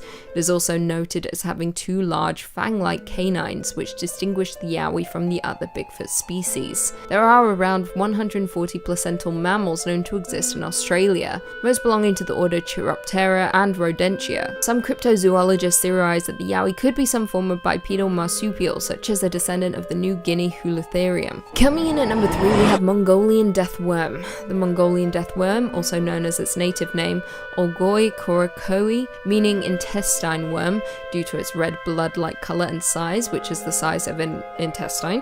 It has often been described as around 2 to 7 feet long and possesses the ability to spit out a corrosive yellow saliva and generate blasts of electricity. Mongolian nomads believe the giant worm covers its prey with an acidic substance that turns everything a corroded yellow color. Legend has it that as a creature begins to attack, it raises half of its body body out of the sand and starts to inflate until it explodes, releasing the lethal poison all over the victim. It is said that the livestock and humans are its main prey, and because Mongolia had been under Soviet control until 1990, there is very little known about the cryptid. Nobody is entirely sure what the worm actually is, with some experts claiming it to be fake due to the Gobi Desert being too hot an area for annelids to survive. Some have suggested it might be a skink, but they are said to have little legs and scaly skin, whereas witness accounts have specified that the worm is limbless and smooth-bodied. In 2005, an expedition from the Center for Fortean Zoology crossed 1,000 miles of the Gobi on the track of the death worm. They concluded it was likely a large unknown type of worm lizard, and the powers that were attributed to it were apocryphal. Coming in at 3, Goat Man, also known as the Pope Licker. This is a legendary part man, part goat, and part sheep creature, reported to live beneath a railroad trestle bridge over Pope Lick Creek in the Fisherville area of Louisville, Kentucky. Now, numerous legends exist about the creature's origins and the methods it employs to claim its victims. According to some reports, the creature uses either hypnosis or voice mimicry to lure passers-by onto the trestle to meet their death before an oncoming train. Other stories, however, claim the monster jumps down from the trestle onto the roofs of cars passing beneath it. Other legends state it attacks its victims with blood-stained axe, and that the very sight of the creature is enough to drive people to leap off the high trestle themselves. The monster was the subject of a 1988 film by director Ron Schlichtner called The Legend of the Pope Lick Monster, with the majority of the movie being shot at the Pope Lick Trestle. Now, it has been confirmed that several people have died on or near the train trestle at Pope Creek in pursuit of the monster, and on April 23, 2016, a 26-year-old tourist from Ohio died after being hit by a train while searching for the creature. Coming in at number 2,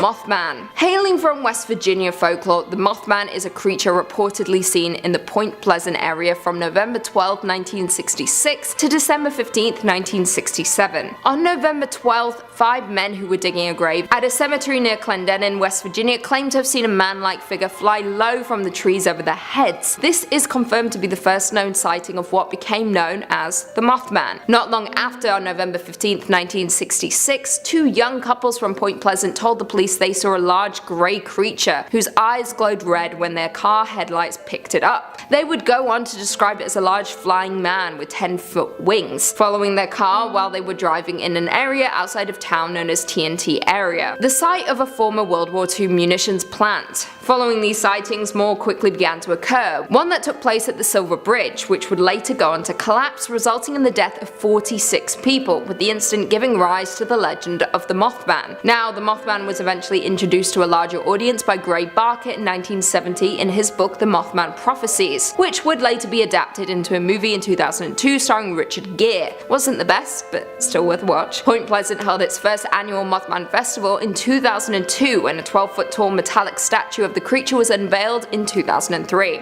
Not too shabby. And finally, coming in at number 1, the skunk ape. Now, these cryptids could be lurking almost anywhere around the south, but they have a particular tendency to pop up around Florida. The skunk ape, also known as swamp cabbage man, swamp ape, stink ape, Florida Bigfoot, Louisiana Bigfoot, Myakka ape, swamp squatch, and Myakka skunk ape, is a humanoid creature said to inhabit Florida, as well as North Carolina and Arkansas, and is named for its appearance and for the unpleasant odor that is said to occupy it. Now, reports began back in the 60s and 70s, with one sighting in 74 describing a foul-smelling, hairy ape-like creature which ran upright on 2 legs around the suburban neighborhoods of Dade County. Skeptical investigator Joe Nickel has written in the past that some of the reports may represent sightings of the black bear, and it is likely that other sightings are mere hoaxes or misidentification of wildlife. Now, while the National Park Service has dismissed the existence of skunk apes as a myth, local residents remain adamant that their fragrant primates occasionally appear to terrorize their pets. Number 5, Menangle. Starting off of our list of horrifying cryptids that would have the devil checking underneath his bed is the Menangle, a demonic vampire spirit of the Philippines. Now, there is a good chance that I am horribly mispronouncing that name. My Tagalog ain't quite what it used to be. Just being a big vampire creature would be enough to earn a spot on this list, but the Menangle doesn't settle for just the bare minimum. Oh, no, this creep turns it up all the way. Listen to me describe this monster and tell me that it wouldn't be out of place in Elden Ring attacking you in the horrible wastes of Caelid. The Menangle is a humanoid bat creature hybrid. And a quick aside, while I was doing some research for this video, I found it really interesting that nearly every culture culture has their own variation of a humanoid bat cryptid. There's the Ahul in Indonesia, Kangamato in some African regions, and Bruce Wayne in North America. The Monangle has giant leathery bat wings, which it uses to sweep through the night, grabbing its prey and fleeing off. And we haven't even started talking about the Monangle's namesake and action feature. Its name comes from the Tagalog word tangle, which means to separate, with its full name roughly translating to one who separates itself. Well, whatever does that mean? Well, it's because this nightmare creature can split itself in half, taking to the skies as a disembodied torso with flapping bat wings screeching around. Can you even imagine how soul-stoppingly scary it would be to see a giant bat monster flying around with like its entrails just hanging out for everybody to see, hanging loose like an old man in a gym shower? Its favorite prey is couples, young newlyweds in love, and also people who are sleeping. No respect from this thing. You shouldn't attack sleeping lovers. If you're hearing this and you're locking your doors, a Monangle is said to be thwarted by garlic. Now garlic will thwart it, but not slay it. I'm just glad I eat so much garlic and I'm very repugnant and I'm gonna be alone for the rest of my life, so I have no danger of Monangles. Now, if you want loads more cryptid content, we have got enough to fill up a zoo worth of the creepiest critters ever to crawl through the woods. Not your jam? We got aliens, monsters, movies, true crime, fake crime, and a lot of videos about a big shark. There's a little something to scare everybody. So hit that bell, stay subscribed, and stay scared. And please stay watching this video. I worked hard finding all these cryptids for you. Number 4.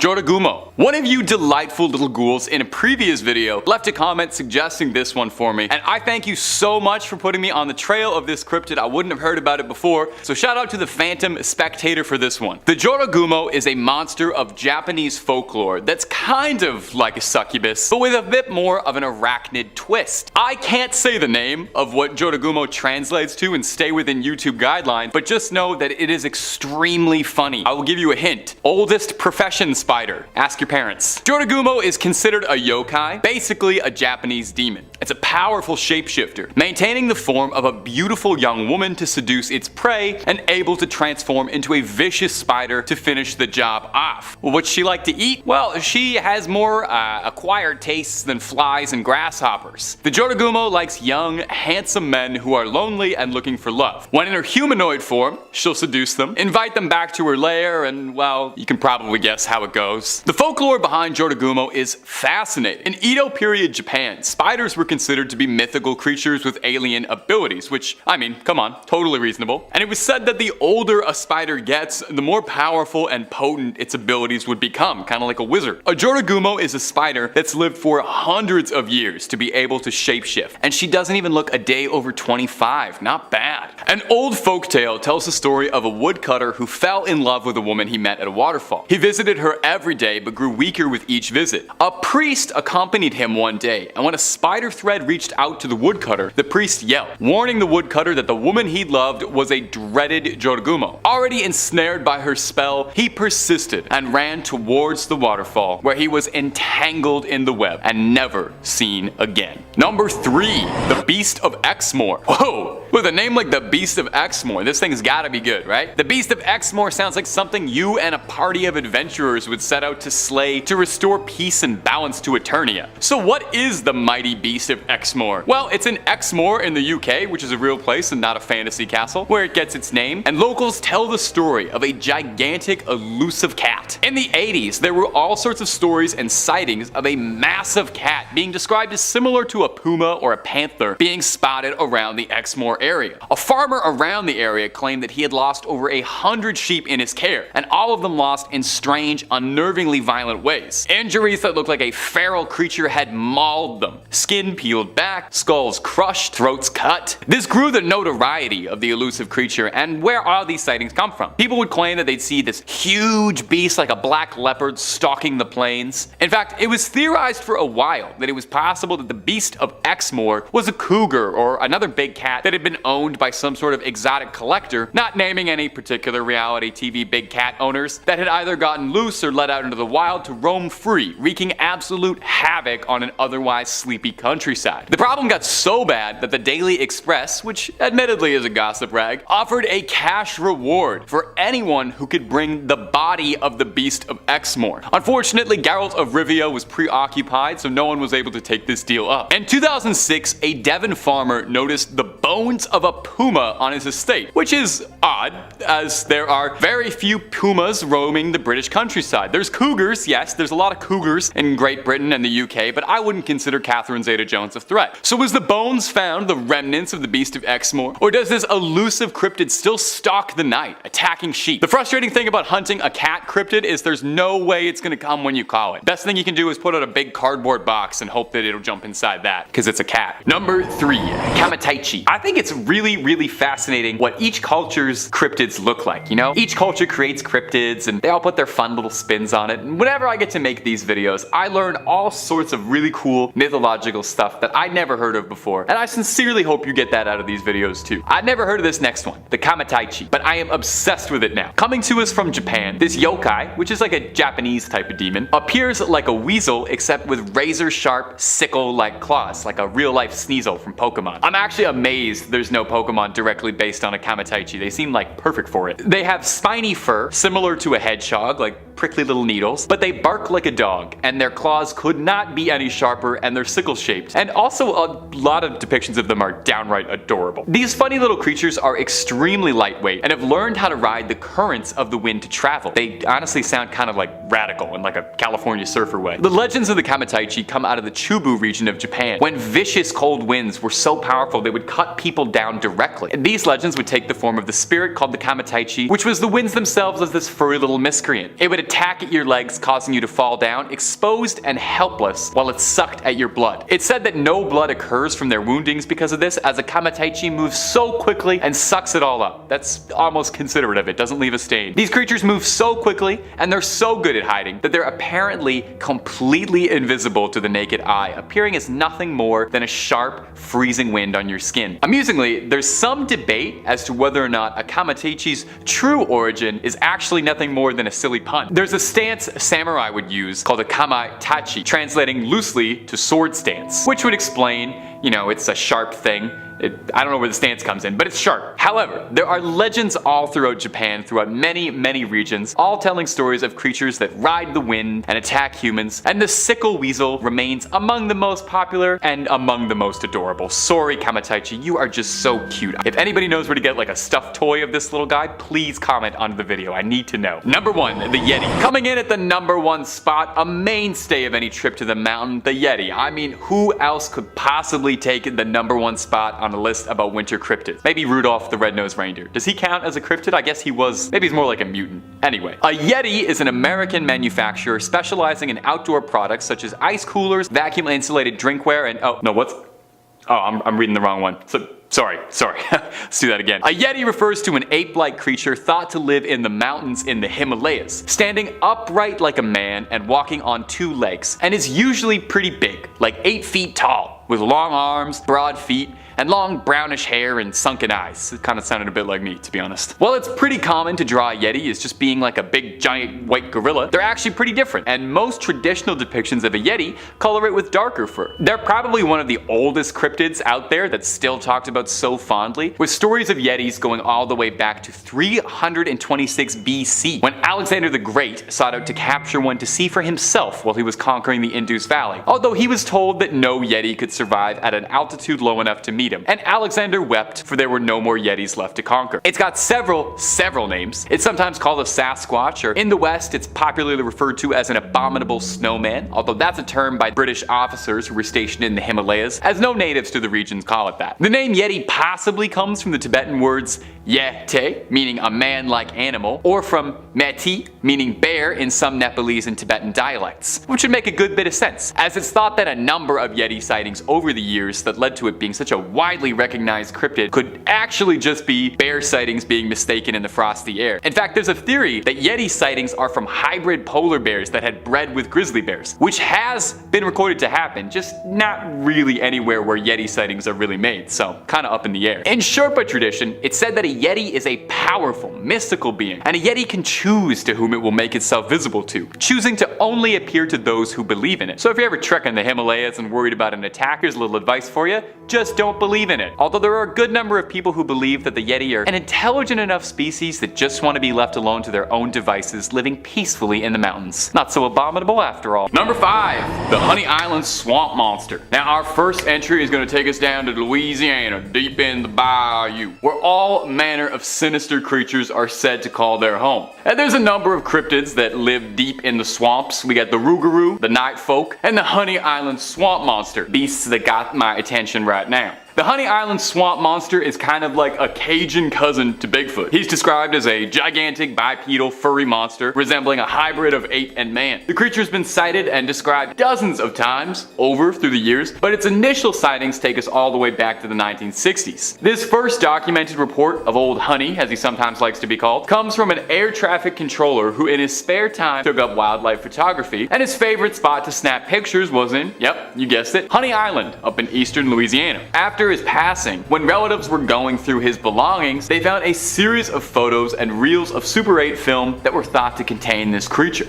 Now he claimed that in his time photographing Honey Island Swamp, he had discovered trails of footprints of these giant feet that showed only 4 toes, and near these untraceable mystery prints were the bodies of boars who had been ravaged beyond recognition. Now normally I would just say that's probably just the Night Folk doing what Night Folk do best, but this definitely sounds like the work of a vicious cryptid. Now interestingly, there are some cryptozoologists out there who cast a little doubt on the Honey Island Swamp Monster. Not that they don't think he's real, mind you, but that they think he's a different cryptid called the Rougarou, which I mentioned all the way back 30 seconds ago if you remember that. Another Cajun cryptid that I love so much I couldn't resist sneaking it into this video like he didn't want to pay for a ticket. It's top 6 scary cryptids now. Can't stop me when I'm filming, I make the rules. The Rougarou is described to be similar to a werewolf. It's a giant wolf man who lives in the swamps, but he hunts those who disobey the rules of Lent, which is surprisingly a lot more pious than most werewolves are. Could both of these creatures be out there in the swamps having a little monster mash out there? And if you're looking for way more cryptid content, we have got loads of that on Top 5 Scary and then some. Cryptid's not your jam? We got conspiracies, UFO sightings, stories too good to be true, and stories too true to be good. Click through, stay screaming, stay subscribed, but stay watching this video because we worked hard on it, okay? Moving on. Number 4. Ogopogo. One of the most common types of cryptid is the lake monster. There's of course Nessie, the Loch Ness monster, Champ, the lake monster from Lake Champlain, and Ishi, the Japanese lake monster. But for my pick, I'm going to be talking about the legendary creature who is said to reside in the depth of the Lake Okanagan in the Canadian province of British Columbia. It is known as the Ogopogo. This creature is closely tied with native myths, which told of a creature that they called Na'atik, which translated to the water god or water demon. They believed that the creature demanded a sacrifice in exchange for safe passage across the lake. Because of this, the First Nations of the area would sacrifice small animals before entering the water. Stories tell of a visiting chief who refused to offer up a sacrifice as he did not believe in the creature, and as a result, when he and his family tried to cross the lake in their canoe, the creature used his long tail to whip up the surface of the lake and suck the canoe and its occupants down to the bottom of the lake. Ogopogo is often described as being a serpent-like creature, about 50 feet in length, with smooth, dark skin, who moves through the water at incredible speeds by coiling its body in vertical undulations and propelling itself forward with its powerful tail. Every year, there are reports from people claiming to see Ogopogo traveling across the Okanagan, with the usual grainy footage and blurry photos being given as proof of the creature's existence. In the 1980s, a cash reward was offered by a local tourism agency if anyone could prove the beast was real. After harsh words from Greenpeace, they were forced to clarify that the proof must be videotaped, and that if found, the monster was not to be captured. The Ogopogo is officially listed as an endangered species, and is therefore protected from hunters. In one of the creature's most famous sightings, he was seen by 50 tourists who watched the Ogopogo for 45 minutes from the shore of a local beach, with one tourist being able to capture 10 seconds of 8mm film featuring the monster. Skeptics say that the sightings of the creature are usually groups of otters that are mistaken for one one long creature rather than the several animals swimming together in a row. But regardless of the origin of this cryptid, or whether he is real or not, the Ogopogo has become a beloved tourist draw for the area, with the city of Kelowna, BC even having a statue of the creature as both a nod to local legend and a place for tourists to take their photo with the mythical creature. Number 4.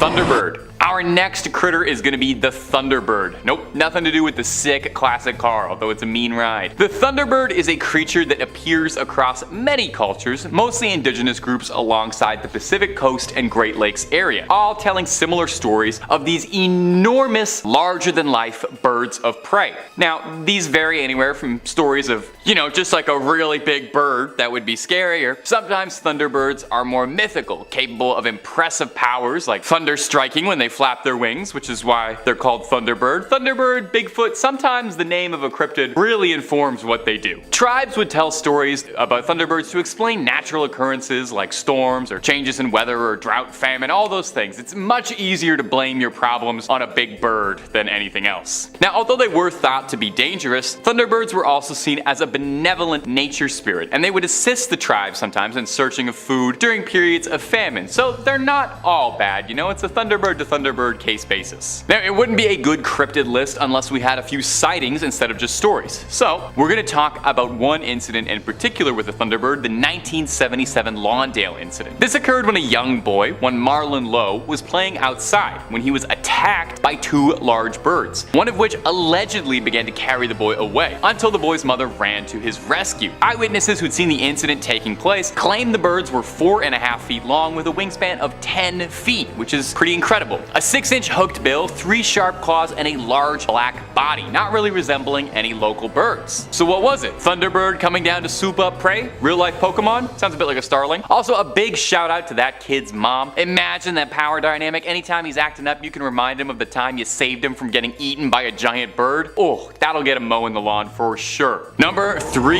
Korakamwi. One of my favorite genres of cryptid or mythical creature is just a regular animal, but big. I mean, that's what the Thunderbird was. Maybe that's evident because the last two creatures that I spoke of on this list was a big ape and a big bird, respectively. Can we keep that trend going? Of course. Now, this list has been a little North American centric so far, so our next entry is going to be the Korakamwi, a Japanese cryptid that is basically just a giant octopus. They don't all have to have powers, they don't all have to be complicated, sometimes you can summarize them just like that. It's sort of like the Japanese equivalent to the Kraken, the other really big name in the giant octopi scene. The Korakamwi is a giant octopus god that is said to reside in Hokkaido's Uchira Bay. It's said to be big enough to swallow a ship whole. Its crimson body turns the sky and water red when it swims through. Old fishermen used to tell stories that when the seas or skies would turn red, that meant the Korakamwi was there and you should just avoid that general area. The fishing's gonna be no good. You're gonna get eaten by a giant octopus. Now, the origin of this legend is the best part of this cryptid. He's got some great lore. The legends state that near the mountains near the village of Rebungi, there lived a gigantic spider by the name of Yaushika. His gigantic red body stretched over the mountains. One day, he descended, he was feeling frisky, and attacked the people in the village of Rebungi. He shook the earth as he walked, destroying everything in his path. Now, the villagers were terrified of him because he's a giant spider, and prayed to their gods to save him. The god of the sea, Repunkami, heard the prayers and pulled the giant spider into the sea, where its body was contorted and twisted into the shape of the Korakamwi, the monstrous octopus. Started as a spider, ended as an octopus. That's an icky way to live. That guy's just always been icky. Number 2, Bunyip. Coming in at the number 2 spot for today is going to be the Bunyip, which from the name alone, you might be forgiven for thinking it sounds kind of cute. You close your eyes, Bunyip. That almost sounds like it's wanting to be an adorable little rabbit Pokemon or something, if only. Also, there's a lot of Pokemon references in this video. I got it on the brain, clearly. Gotta catch them all. I think I'm just sad because Ash and Pikachu retired. Anyway, the Bunyip is a creature from Aboriginal Australian folklore. Its name literally means devil or evil spirit, translated from the Wemba Wemba language. The Bunyip is an aquatic predator with many varying descriptions. Sometimes it's described as kind of looking like a hippo, sometimes it looks like a cross between like a cat dog, and sometimes it's just an incomprehensible scary snake snake-like twisty monster thing. All that's common across all of these depictions is that it's a scary thing that lives in the water. Over the years, there have been a number of reported sightings or findings of mysterious bones in southern Australia that led early settlers and colonists to believe that the bunyip was a new creature out waiting to be discovered. It inhabits swamps, rivers, and lakes, lurking for prey. Now, the first recorded sighting of it by Australian settlers can be traced back to 1851,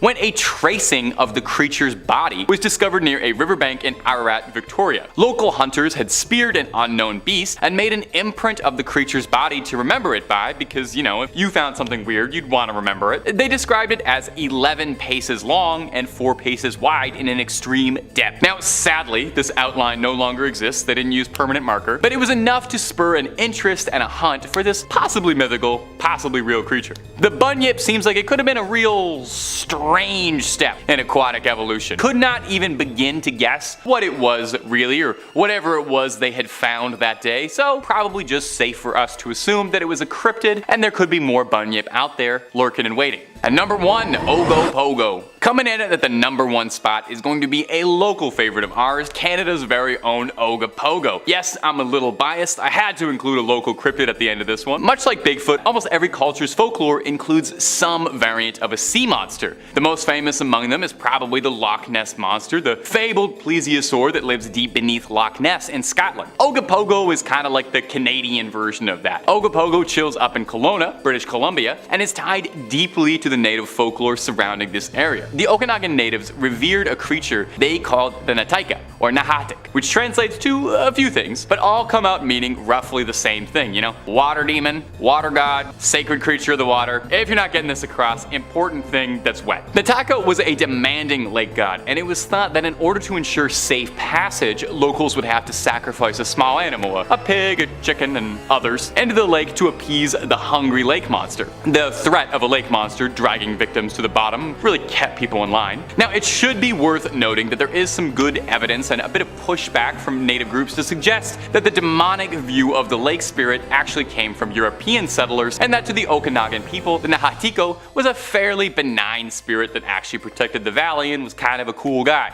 Now, all those names, where does it eventually become Ogopogo? The rather silly sounding name sounds more like it's a toy. Well, a children's song from the 1930s was the first place to ever refer to this sea creature as Ogopogo, describing it in the lyrics as, his mother was an earwig, father was a whale, a little bit of head, hardly in a tail, and Ogopogo was his name. That's as much singing as you're ever getting out of me. Over the years, much like Nessie, there have been numerous possible sightings of Ogopogo seeing something strange in the water that can't always be easily explained. Many people believe that Ogopogo could be like an otter or a seal or something that's always getting misattributed, but the legend is very much alive. Ogopogo has become a bit of a mascot for the city of Kelowna, with the statue of it serving as a popular photo op for tourists. So please, if you're ever in the area, snap a pic with Ogopogo. He loves it, he loves the press, and you don't even have to sacrifice a chicken to him anymore. Number 3, El Chupacabra. Since the 1970s, livestock farmers have said its name with a careful whisper, hushed tones under their breath. Is this creature even real, or is it just another tall tale that's gotten out of hand? The Chupacabra is a cryptid notorious across Latin America and the southwestern United States. Its name literally translates to goat sucker, which is hilarious, in reference to its vampiric feeding habits. Now, depending on who is telling the stories and where, interestingly enough, the Chupacabra's appearance varies fairly wildly. In Spanish-speaking countries like Puerto Rico, the Chupacabra is depicted as very alien in appearance. It's very reptilian, has like little bug eyes, and has spines running down its arm and its back. Now, alternatively, and this is the depiction I suspect more of you probably know it as this is the more North American southwestern version of it, the classic Chupacabra, if you'd like, is depicting it as a feral, canid-like creature, looking like a mutant dog, usually with missing chunks of fur, angry snarls, looks something more like out of Resident Evil than it would be an alien. I think it's very funny that these are the two speeds of Chupacabra. You have alien or weird dog. There's a small section of the cryptozoology community who suspect that these two might actually be two entirely different cryptids altogether, and we're conflating them, complicating matters ever so slightly, but you know, that's an argument for the cryptid subreddit. A lot of politics there, that's all I'll say. The first first origins of the critter can be traced back to the 70s in Puerto Rico, when a string of mysterious, extremely violent livestock deaths were all happening around the country with no explanation for what had happened. These animals, primarily goats and sheep, would be found drained bone dry of their bodily fluids. That's why it's called the goat sucker. There are some experts who believe it's possible that the chupacabra could be sightings of a thought extinct species called the thylacine, and that's probably not how you pronounce that. I could have looked it up. Known more formally to his friends as the Tasmanian tiger, it's a weird little critter that doesn't quite look like a cat, doesn't quite look like a dog, and is kind of somewhere in the middle. Very cute, but it's thought to be extinct, with its last remains being officially found in 2022. There are some skeptics and experts out there who wonder if perhaps this real-life mythical beast could be what people have seen when they see the chupacabra. So what do you think, my delightful little comment section? Is the fabled chupacabra really out there terrorizing the lives of goats, or would you have to be a sucker to believe that? Oh, because he sucks goats. Yeah, that's what you gotta get down on the car ride home. Number 2, the Goat Man of Maryland. Maryland is a beautiful state that a lot of important people over the years have called home. Frederick Douglass, Harriet Tubman,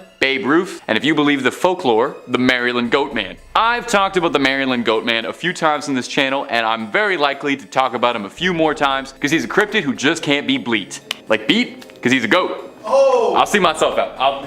No, there's more of me. The Goat Man is a villain straight out of a direct-to-DVD horror movie. Said to resemble a satyr, this Chronicles of Narnia extra haunts the woods of Maryland, hatchet in hand, ready to attack anyone who dares disturb its territory. Like any good cryptid, there's some variations depending on who's telling the story of what he looks like. Sometimes he's more humanoid with a human face and a furry body, whereas sometimes it's outright monstrous with a goat's head and bipedal, looking like something out of a Greek myth. I greatly prefer the latter. The Goat Man has been a popular urban legend for a while now, with the earliest sightings and stories going all the way back to the 70s, when dogs around the area of Bowie, Maryland, were going missing at an alarming rate. Whispers came out about a malicious goat man who was stalking the woods, taking your pets as his prey, and these rumors caught on like wildfire, and the character became a very popular campfire story. You know, you'd see graffiti sprayed on the walls saying things like Goat Man was here or Goat Man is watching, remind you to behave. Now, Goat Man's possible backstories are far too good to include. It's half the reason I have such a fondness for this cryptid. Depending on what Marylander you're talking to, you might hear that the Goat Man is a complete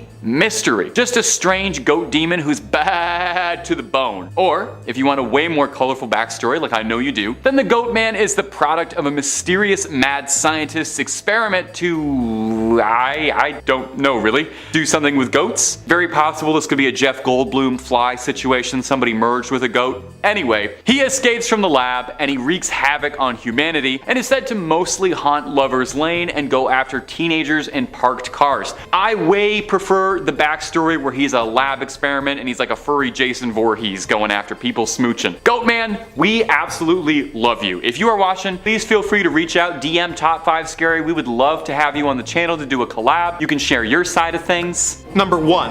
Man Bear Pig. This next creature has been described as the most super serial threat to our planet. You see, there is something out there which threatens our very existence and may be the end to the human race as we know it. I'm talking, of course, about Man Bear Pig. It is a creature which roams the earth alone. It is half man, half bear, and half pig. Some people say that Man Bear Pig isn't real. Well, I'm here to tell you now. Man Bear Pig is very real, and he most certainly exists. I'm serial. Man Bear Pig doesn't care who you are or what you've done. Man Bear Pig simply wants to get you. I'm super serial. He is said to be a demon from hell that thrives on temptation and is known for making deals with societies, giving them nice cars and premium style ice cream, and then repaying the debt by unleashing unspeakable horrors and carnage upon the next generation. This deal was made by generations who knew the cost that the deal would have on their ancestors, but they were not expecting to live long enough to see the consequences of their actions. Man Bear Pig was recently responsible for a lethal series of attacks in Colorado, but despite the brutality in front of them, many locals still refused to believe that such a creature creature could exist. There is a rumor that a new deal was offered by the demon, where the town could stave off annihilation if they could give up soy sauce and Red Dead Redemption 2. Of course, the town refused such an unfair offer, cause plain rice. Ugh. They instead renegotiated the deal with Man Bear Pig so that he would simply return in 5 years and unleash his fury 1,000-fold. How long do we have before Man Bear Pig returns? And is there anything we can do to stop him? If only we had taken Al Gore more cereal.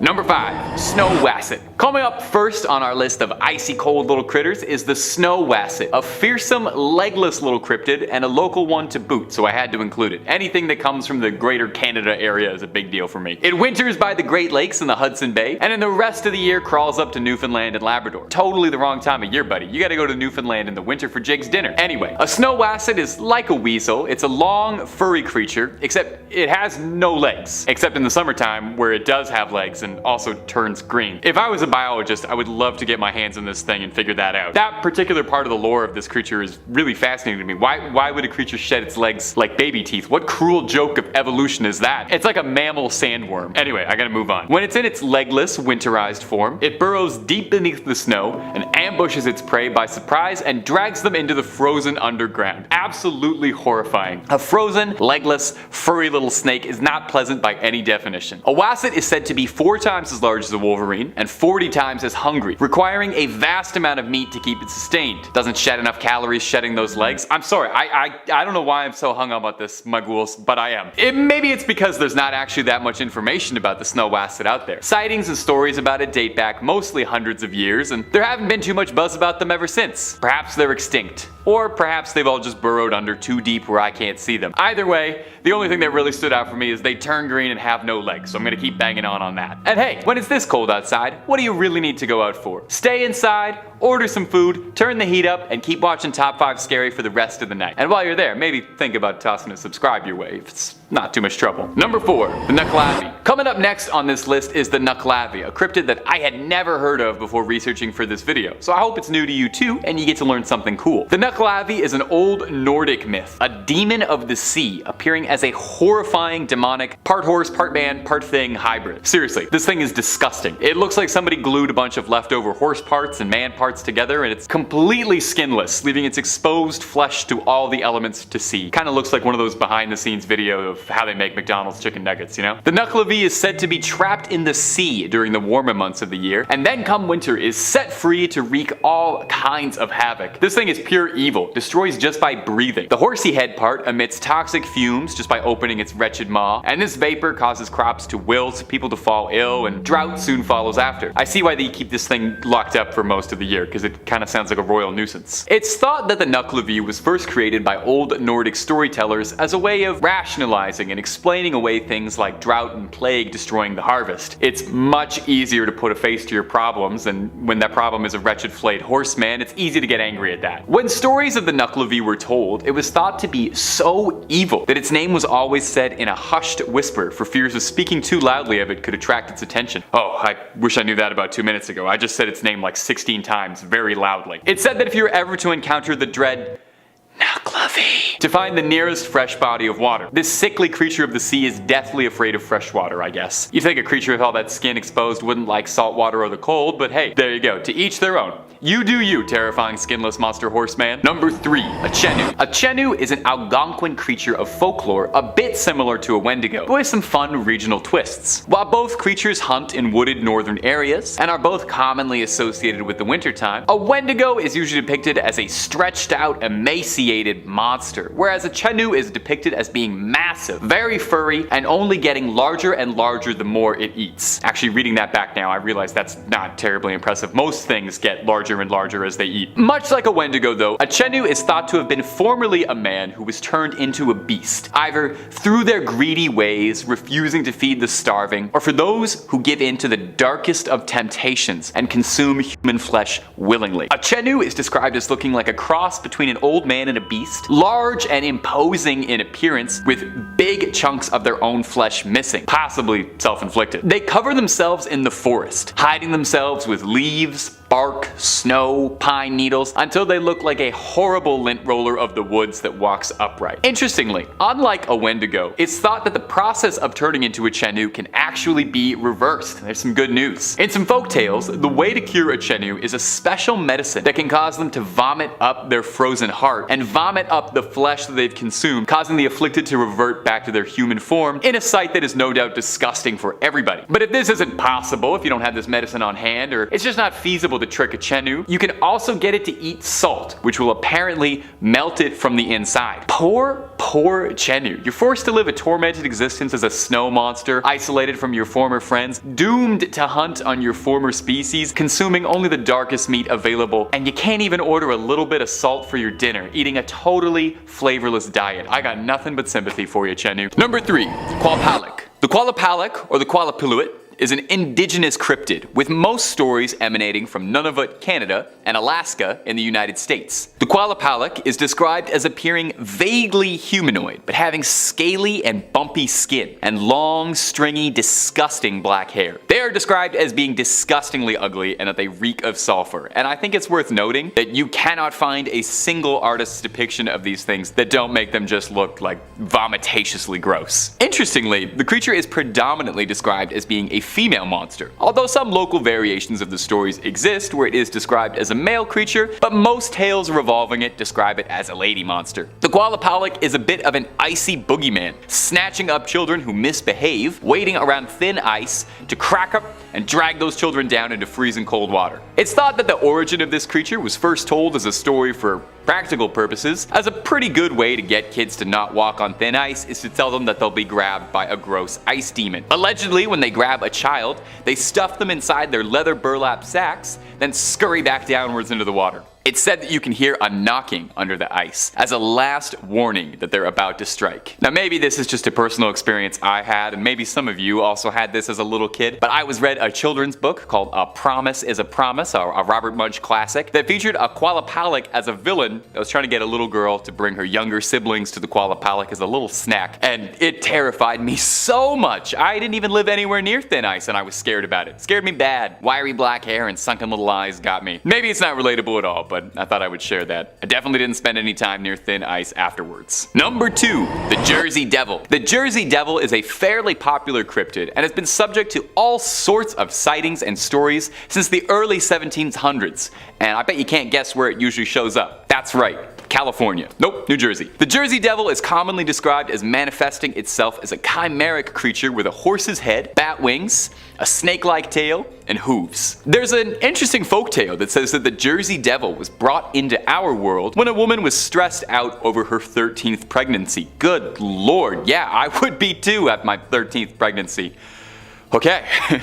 She was nervous because apparently this pregnancy felt different, and I guess if she had 12 others, she'd really know. She said that she felt like the baby that was inside her was the devil. When she was ready to deliver her little newborn, instead of a happy little baby, the Jersey Devil was born, flew out into the night, and then spent the next 250 years terrorizing the New Jersey swampland. The creature is deeply rooted in local folklore, and to be honest, it's kind of beloved around Jersey. It serves as the name for the New Jersey Devils, and it worms its way into all sorts of pop culture, games, movies, TV, music. They love them over there. For years, there have been stories and sightings around New Jersey describing a kangaroo-like creature with glowing red eyes hunting on small animals in the surrounding areas, and lots of blurry photos of bizarre hybrid-looking creatures running around the countryside. There have even been hunts and bounties posted for the Jersey Devil with rewards for its capture. So is the Jersey Devil real, or just a beloved local legend? Number 1, the Hat Man. Rounding off our list is our most recent cryptid on this list, and a piece of modern folklore that is already making a lasting legacy. The Hat Man is a shadow person, or at least thought to be. Everyone who's seen the Hat Man has described almost the same thing exactly, most concerningly. A spindly, shadowy figure that appears to be wearing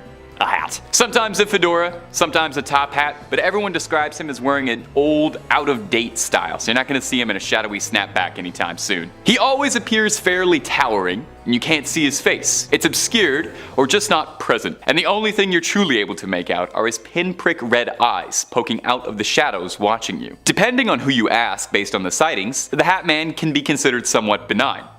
Maybe. It's usually reported that the Hat Man appears to people who are suffering from sleep paralysis or insomnia, and most claims of Hat Man describe him as just watching, observing, studying, or whatever. I honestly don't know if that's better than it attacking you. However, it's not all just stories of nighttime stalking. There are some who claim that when they've been visited by the Hat Man, that he's jumped them or choked them, or they felt burning sensations on their scalps or their chest. Although some say he's just watching you for I don't want to know why. There are many who believe that he feeds off your negative emotions, and perhaps this is how he satiates himself. It's said that people who are visited by Hat Man are those who are already struggling with something emotionally resonating. Sometimes people in the same family even report seeing the Hat Man in similar occurrences, so does he target specific groups of people? Or is it just certain emotions he hungers for? The Hat Man is shrouded in mystery, and even just thinking about him is enough to make my hair stand on end and start eyeing the coat rack in my room just a little suspiciously when I turn the lights off. Number 5. The Armadale Asylum. Armadale Asylum in Victoria, Australia is the largest abandoned asylum in Australia, a dubious distinction,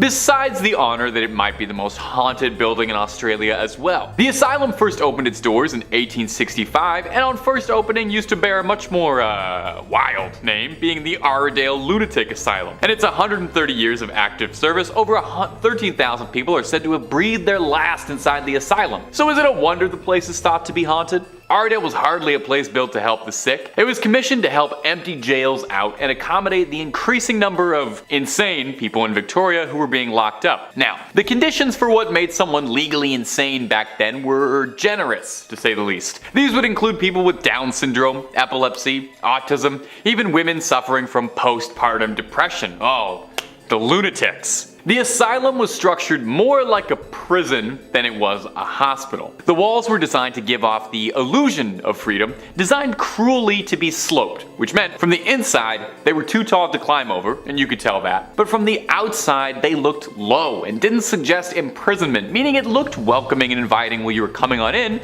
but then once you were locked in you realized you were trapped. Unsurprisingly, the place did not treat its patients particularly well. Lobotomies were common practice, oftentimes without anesthetic. So these days, even though the place has been abandoned and doesn't see patients anymore, it's quite the popular spot for ghost hunting. There are complaints of feeling cold drafts running through the old offices. Scary banging can be heard on the walls. Now Armadale is closed, but they do offer tours, and one tour guide spoke out saying, "I was the biggest skeptic of the paranormal imaginable when I started. I've changed my mind completely. I've seen things here, heard things in here, felt things in here that I can't explain." There was a paranormal group that came through, and when they tried one of the restraining jackets on, one of them started screaming, "Get it off me! Get it off me! Get it off me!" And when they took the jacket off of him, there was a bite mark on his neck. That's one of the things I can't explain, and I can't either. And hey, if you're looking for a vacation to a haunted spot, you don't even have to leave your room. You can stay right where you are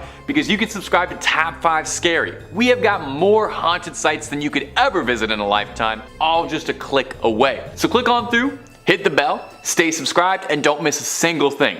But do that once the credits roll in this video, okay? We got way more haunted stuff coming for you. Number 4, Leap Castle. For 700 years, Leap Castle has proudly stood in Ireland, boasting a infamous reputation as the most haunted castle in the world. I'm sure Dracula is deeply offended by that statement, but he's mostly fictional, so really, what can you do? This castle was first built in the 13th century, home to the O'Bannon clan, but it would be adopted by the O'Carroll clan, who seized control of it by the 15th century, and they did not seize control nicely. From here, ownership would pass from father to son, but was frequently punctuated by plots, assassinations, rival clan wars, and even O'Carroll family members assassinating each other were all par for the course for Leap Castle's history. Think like Succession, but 10 times worse. A grim oubliette where prisoners would be pushed from a window, landing into a pit of spikes, completed the castle. After centuries of battles and brawls over the castle, it was burned in 1922 during the Irish Civil War, where it was then abandoned. Now it goes without saying that a castle that saw this much death is a home to a bevy of trapped spirits, the most present one being the chapel spirit. Legend has it that one of the O'Carrolls had his own brother assassinated to gain power. His brother, a member of the clergy, is said to restlessly wander the burnt out chapel. Visitors report seeing beams of light, the smell of burnt rubber, and the shadow of a priest in the stairwell. There's also stories of a young girl named Emily who fell from the rampart in the 16th century and tragically lost her life. There's stories of seeing the young girl walking atop the battlements, dragging a misshapen leg as she walks. Today, you can visit Leap Castle if you're feeling daring enough to contact the owner Sean Ryan, who does offer private tours. It'll be you, him, and all the spirits you can handle. In 5th place today, we're kicking things off with the Matagami Bigfoot. For those of y'all who are unaware with the area, it's located roughly 6.5 hours north of Toronto, and it's a sweet little community. I personally grew up about 3 hours away from it, so I'm feeling pretty qualified to talk about the area today and provide some additional geographical context where needed. This tale actually begins around 20 years ago when our anonymous narrator purchased property on the lake, which is a very common cottage and vacation spot. He had grown up spending summers in the area and describes himself as very knowledgeable about wildlife noises. Around 9:15 at night, right about when darkness was starting to take over, our narrator and his wife were sitting by the fire, facing the vast woods on their property, when his wife decided to go inside for the evening. Probably to avoid mosquito bites, those are brutal up there. He was staring at the fire alone when he heard what he described as 3 whacks about a kilometer away, and didn't really think about it until around 15 minutes later when he heard the sound again, but closer. Originally he assumed it was the sound of a moose hitting their antlers against a tree, but it was too early in the year for that to be a thing. Being barely able to see the tree line through the darkness, our witness heard the noise again after another 15 minutes. But, you guessed it, closer. Not having anything to arm himself with and only a pen flashlight, he fled into the cottage as the whacks came again, and even closer this time. The whacks were never heard once he was inside the house that night, but happened often at night over the next decade. Now, I know, 2023. The most recent event was just last weekend when our witness was hosting a get-together to open the cottage for the season. It may seem early, but some northerners are really eager for cottage season, especially since they get such cold up there. All of his neighbors were present when they heard a bone-chilling scream from less than 100 yards from where they were standing, causing everyone to pause in shock and wonder what they were hearing. Soon after, the same type of scream was heard deeper in the forest, almost as if it were answering the first scream. After scouring the internet and listening to a wide variety of animal sounds, nothing matched what our witness heard. His property is water access only, which means the chances of, a random stranger pulling a prank or drunk debauchery are ruled out from possible logical reasoning. My last 2 cents on this point as a former northern girl, I've heard some weird stuff in the woods when I'd be, camping at a provincial park with my family as a kid, but nothing like that. Kinda glad now that I never really went exploring on my own. In 4th place, we have the most recent sighting of Nessie. For the uninitiated, Nessie is the preferred nickname of the Loch Ness Monster, located in Loch Ness, Scotland. Yeah, it might have been obvious to some, but I like to make sure we all know what I'm talking about. Sightings of our girl go all the way back to 565 AD, making her a grown woman at this point in time. Tied with Bigfoot for the most common cryptid being spotted, she's extremely popular, but quite the recluse at the same time. The most recent spotting is the first from this year, and I'm sure there will be plenty more to come. In early March, Nessie enthusiast Eoin O'Fedigan couldn't believe what he saw when he was monitoring a webcam video of the lake from his home. 2 separate clips captured something stirring in the mysterious depths close to shoreline lodges, near Fort Augustus on the loch's southern shore. He described that he almost couldn't believe what he was seeing, and it all happened so fast. In the first video clip, something moves on the surface for a couple of seconds, then you see 2 shadowy wakes moving in 2 lines under the surface, moving to the left around 15 feet before disappearing. Eoin estimated the wake was roughly 6 to 8 feet long, believing the water was too agitated for the disturbance to have been caused by a fish. Now, this is the first confirmed sighting of Nessie in over 7 months, breaking the drought of Nessie news. Maybe she was just hibernating? Can't say I blame her. Look at the weather some days. In 3rd place, time to talk about fairies. Now, while I like to think of them like helpful beings with multicolored hair and stunning wings, sadly the reality isn't all sugar plums and sweetness. American soldier Sam Barrett is a self-professed family man and comes from a long line of military personnel and is currently deployed on a peacekeeping mission. The location of his story has been changed for safety, so while I'm not quite sure where he's stationed for this, he describes the current climate as always raining or foggy. And at the time of this filming, yeah, ditto. One night this past February, while retrieving a cache of buried weapons, he and his platoon noticed some lights in the forest that were far away, but close enough to be seen with the naked eye. Sam described it as 10 small lights, all moving erratically. Another member of his group began to hear what sounded like 2 people whispering in a language none of the group could understand. It was very quiet at first, but then it started to gain in frequency until it sounded like they were whispering right next to his ear. Soon, 10 more voices joined in the whispering, but all speaking at the same time. The men began to panic, believing the lights to be a distraction, which was a common tactic used by local enemies, and that they would soon be ambushed. Caleb, a teammate and good friend of Sam's, suddenly started speaking very loudly. It seemed as though he was trying to communicate with his father, who had passed 2 years earlier, and dropped all of his belongings before running towards the lights. Sam assumed that his friend had lost it, or the enemy was playing with their minds. Fearing for Caleb, and worrying he might give up their position, Sam chased after him. Caleb just kept repeating, "I'm coming, father," as he sprinted towards the lights. And as they got closer, the lights got bigger, and Sam found it odd that he couldn't make out any definition in them. There was nobody or nothing behind them, nothing man-made or otherwise. They just looked like lights floating in midair. Caleb was now on his knees with his arms at his sides and directly in front of the lights. He seemed to be in some sort of a trance, and despite Sam's attempts to snap him out of it, he just kept talking to his father and directly to the lights. Eventually, the commander of the team arrived, observing Caleb and then the lights before muttering, "The fairies have him."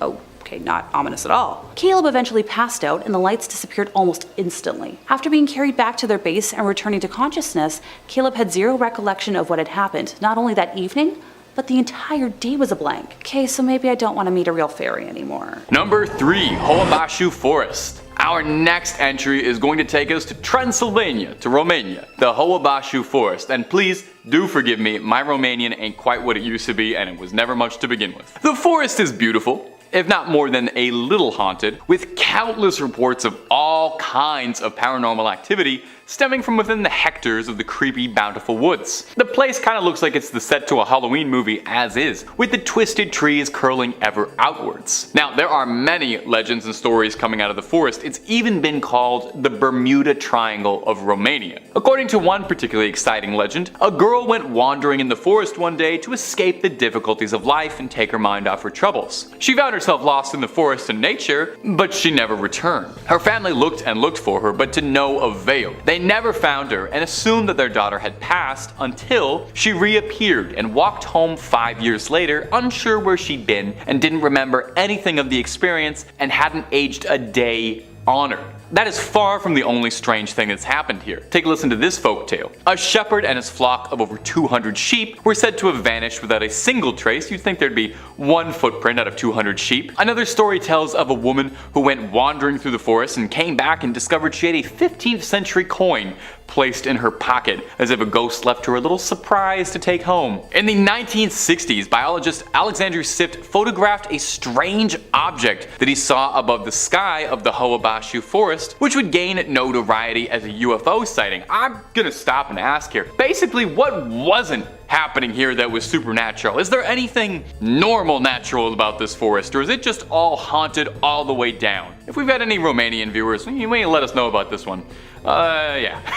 Number 2, Castle of Good Hope. Coming up next on our list of haunted hotspots is the Castle of Good Hope in Cape Town, South Africa. It was first built in the 17th century by the Dutch East India Company, so bad vibes there to begin with. It's the oldest colonial building in South Africa, and if you believe the local legends, is allegedly one of the more paranormal spots in the entire country. Now, the first ghost sighting came from 1915, when a tall, pale, mysterious man dressed in black, much like yours truly, was spotted walking seemingly out of nowhere alongside one of the castle's ramparts before vanishing as soon as he appeared. Huh, well that's pretty weird and seemed like an isolated incident until in 1947 this same strange man just couldn't stop appearing, making regular visits and check-ins for the castle weeks on end. He would be seen jumping off the castle's wall, seemingly plummeting to his doom, only to reappear again, to do it all again. Maybe he's just having fun. I imagine being a ghost is dreadfully boring. He kind of sounds like a sick ghost, all things considered. Sounds like he just wants to bungee jump, hang 10, vibe out.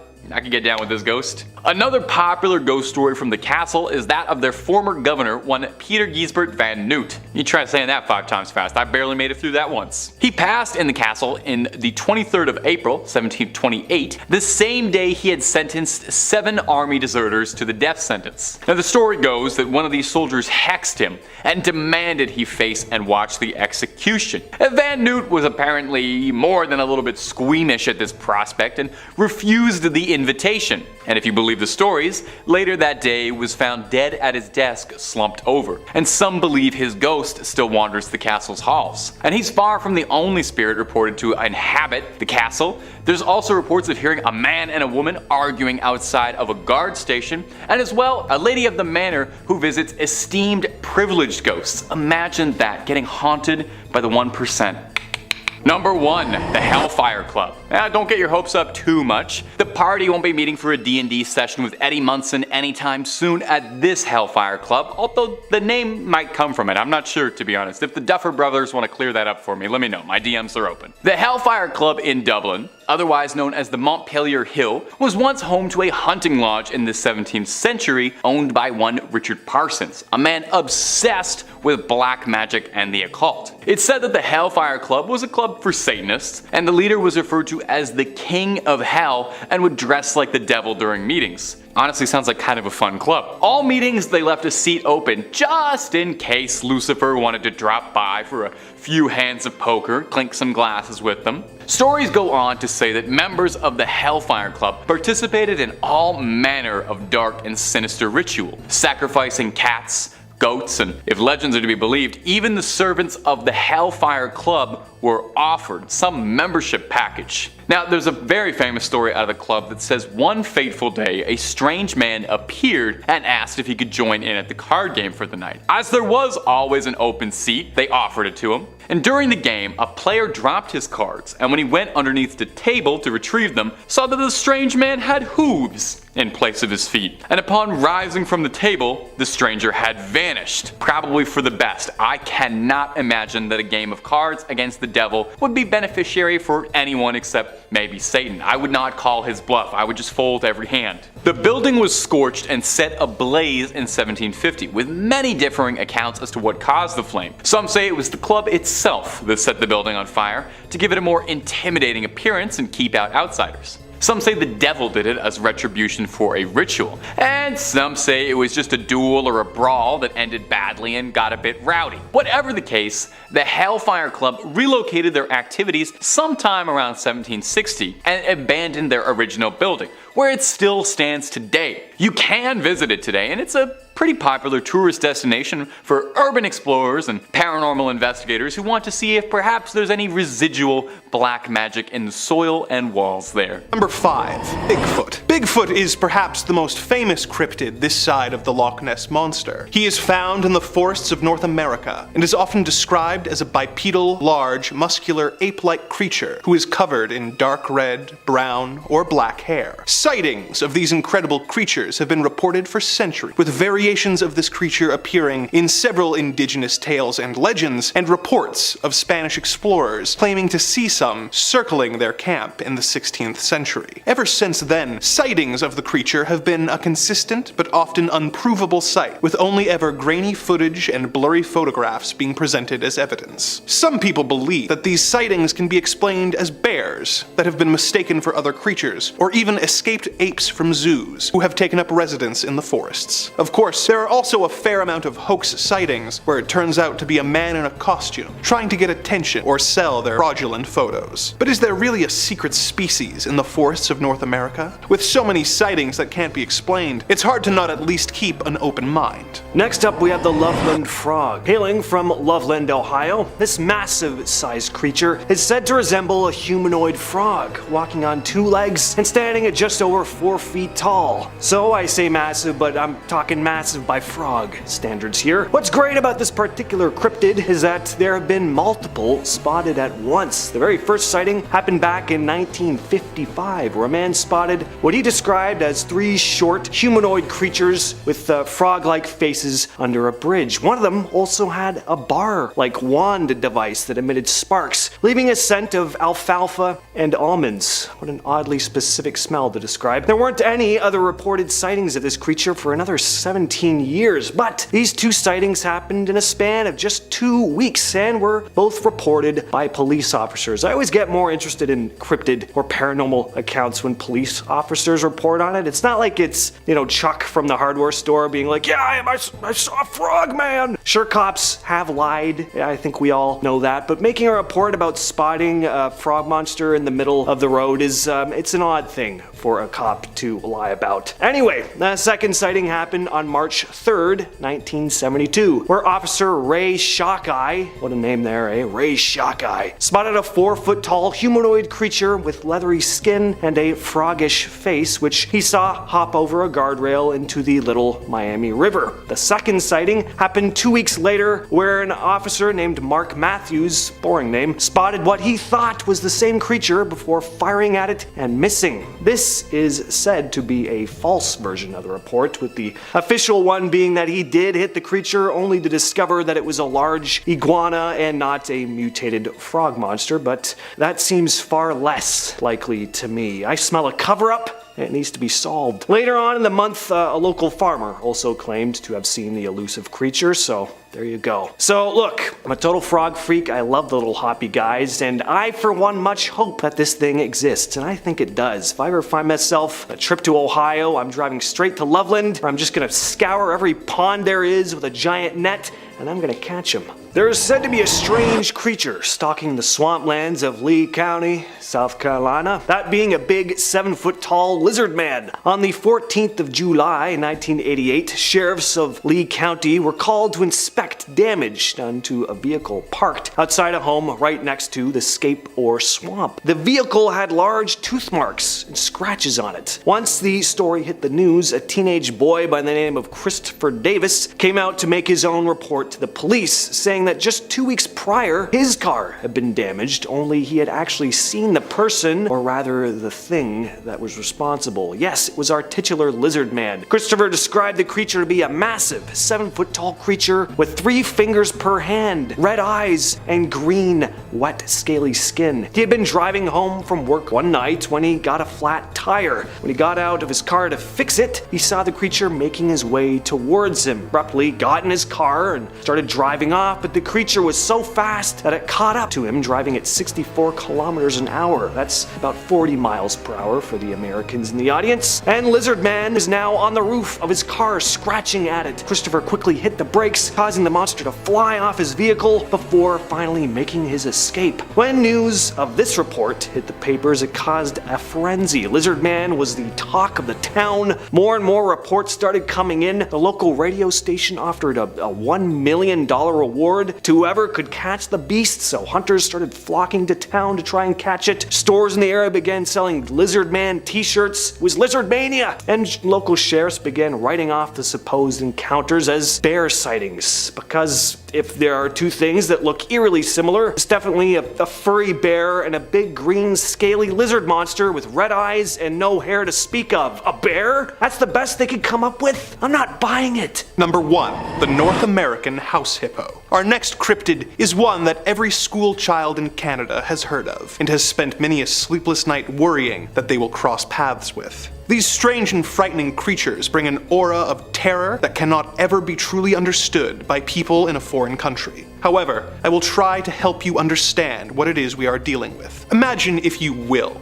it's nighttime, in a kitchen just like yours. All is quiet, or is it? The North American house hippo is found throughout Canada and the eastern United States. House hippos are very timid creatures, and are rarely seen, but they will defend their territory if provoked. They come out at night to search for food, water, and materials for their nests. The favorite foods of the house hippo are chips, raisins, and crumbs from peanut butter on toast. They build their nests in bedroom closets, using lost mittens, dryer lint, and bits of string. The nests have to be very soft and warm. House hippos sleep for about 16 hours a day. House hippos are extremely hard to spot. They enjoy admiring their reflections, hoarding socks, helping themselves to your devices, and annoying your pets. They're small creatures, only about the size of a hamster, and chances are most Canadians have one living in their household and don't even know it. House hippos are extremely intelligent, which is why they are rarely, if ever, found caught in mouse traps or other devices meant to capture typical household vermin.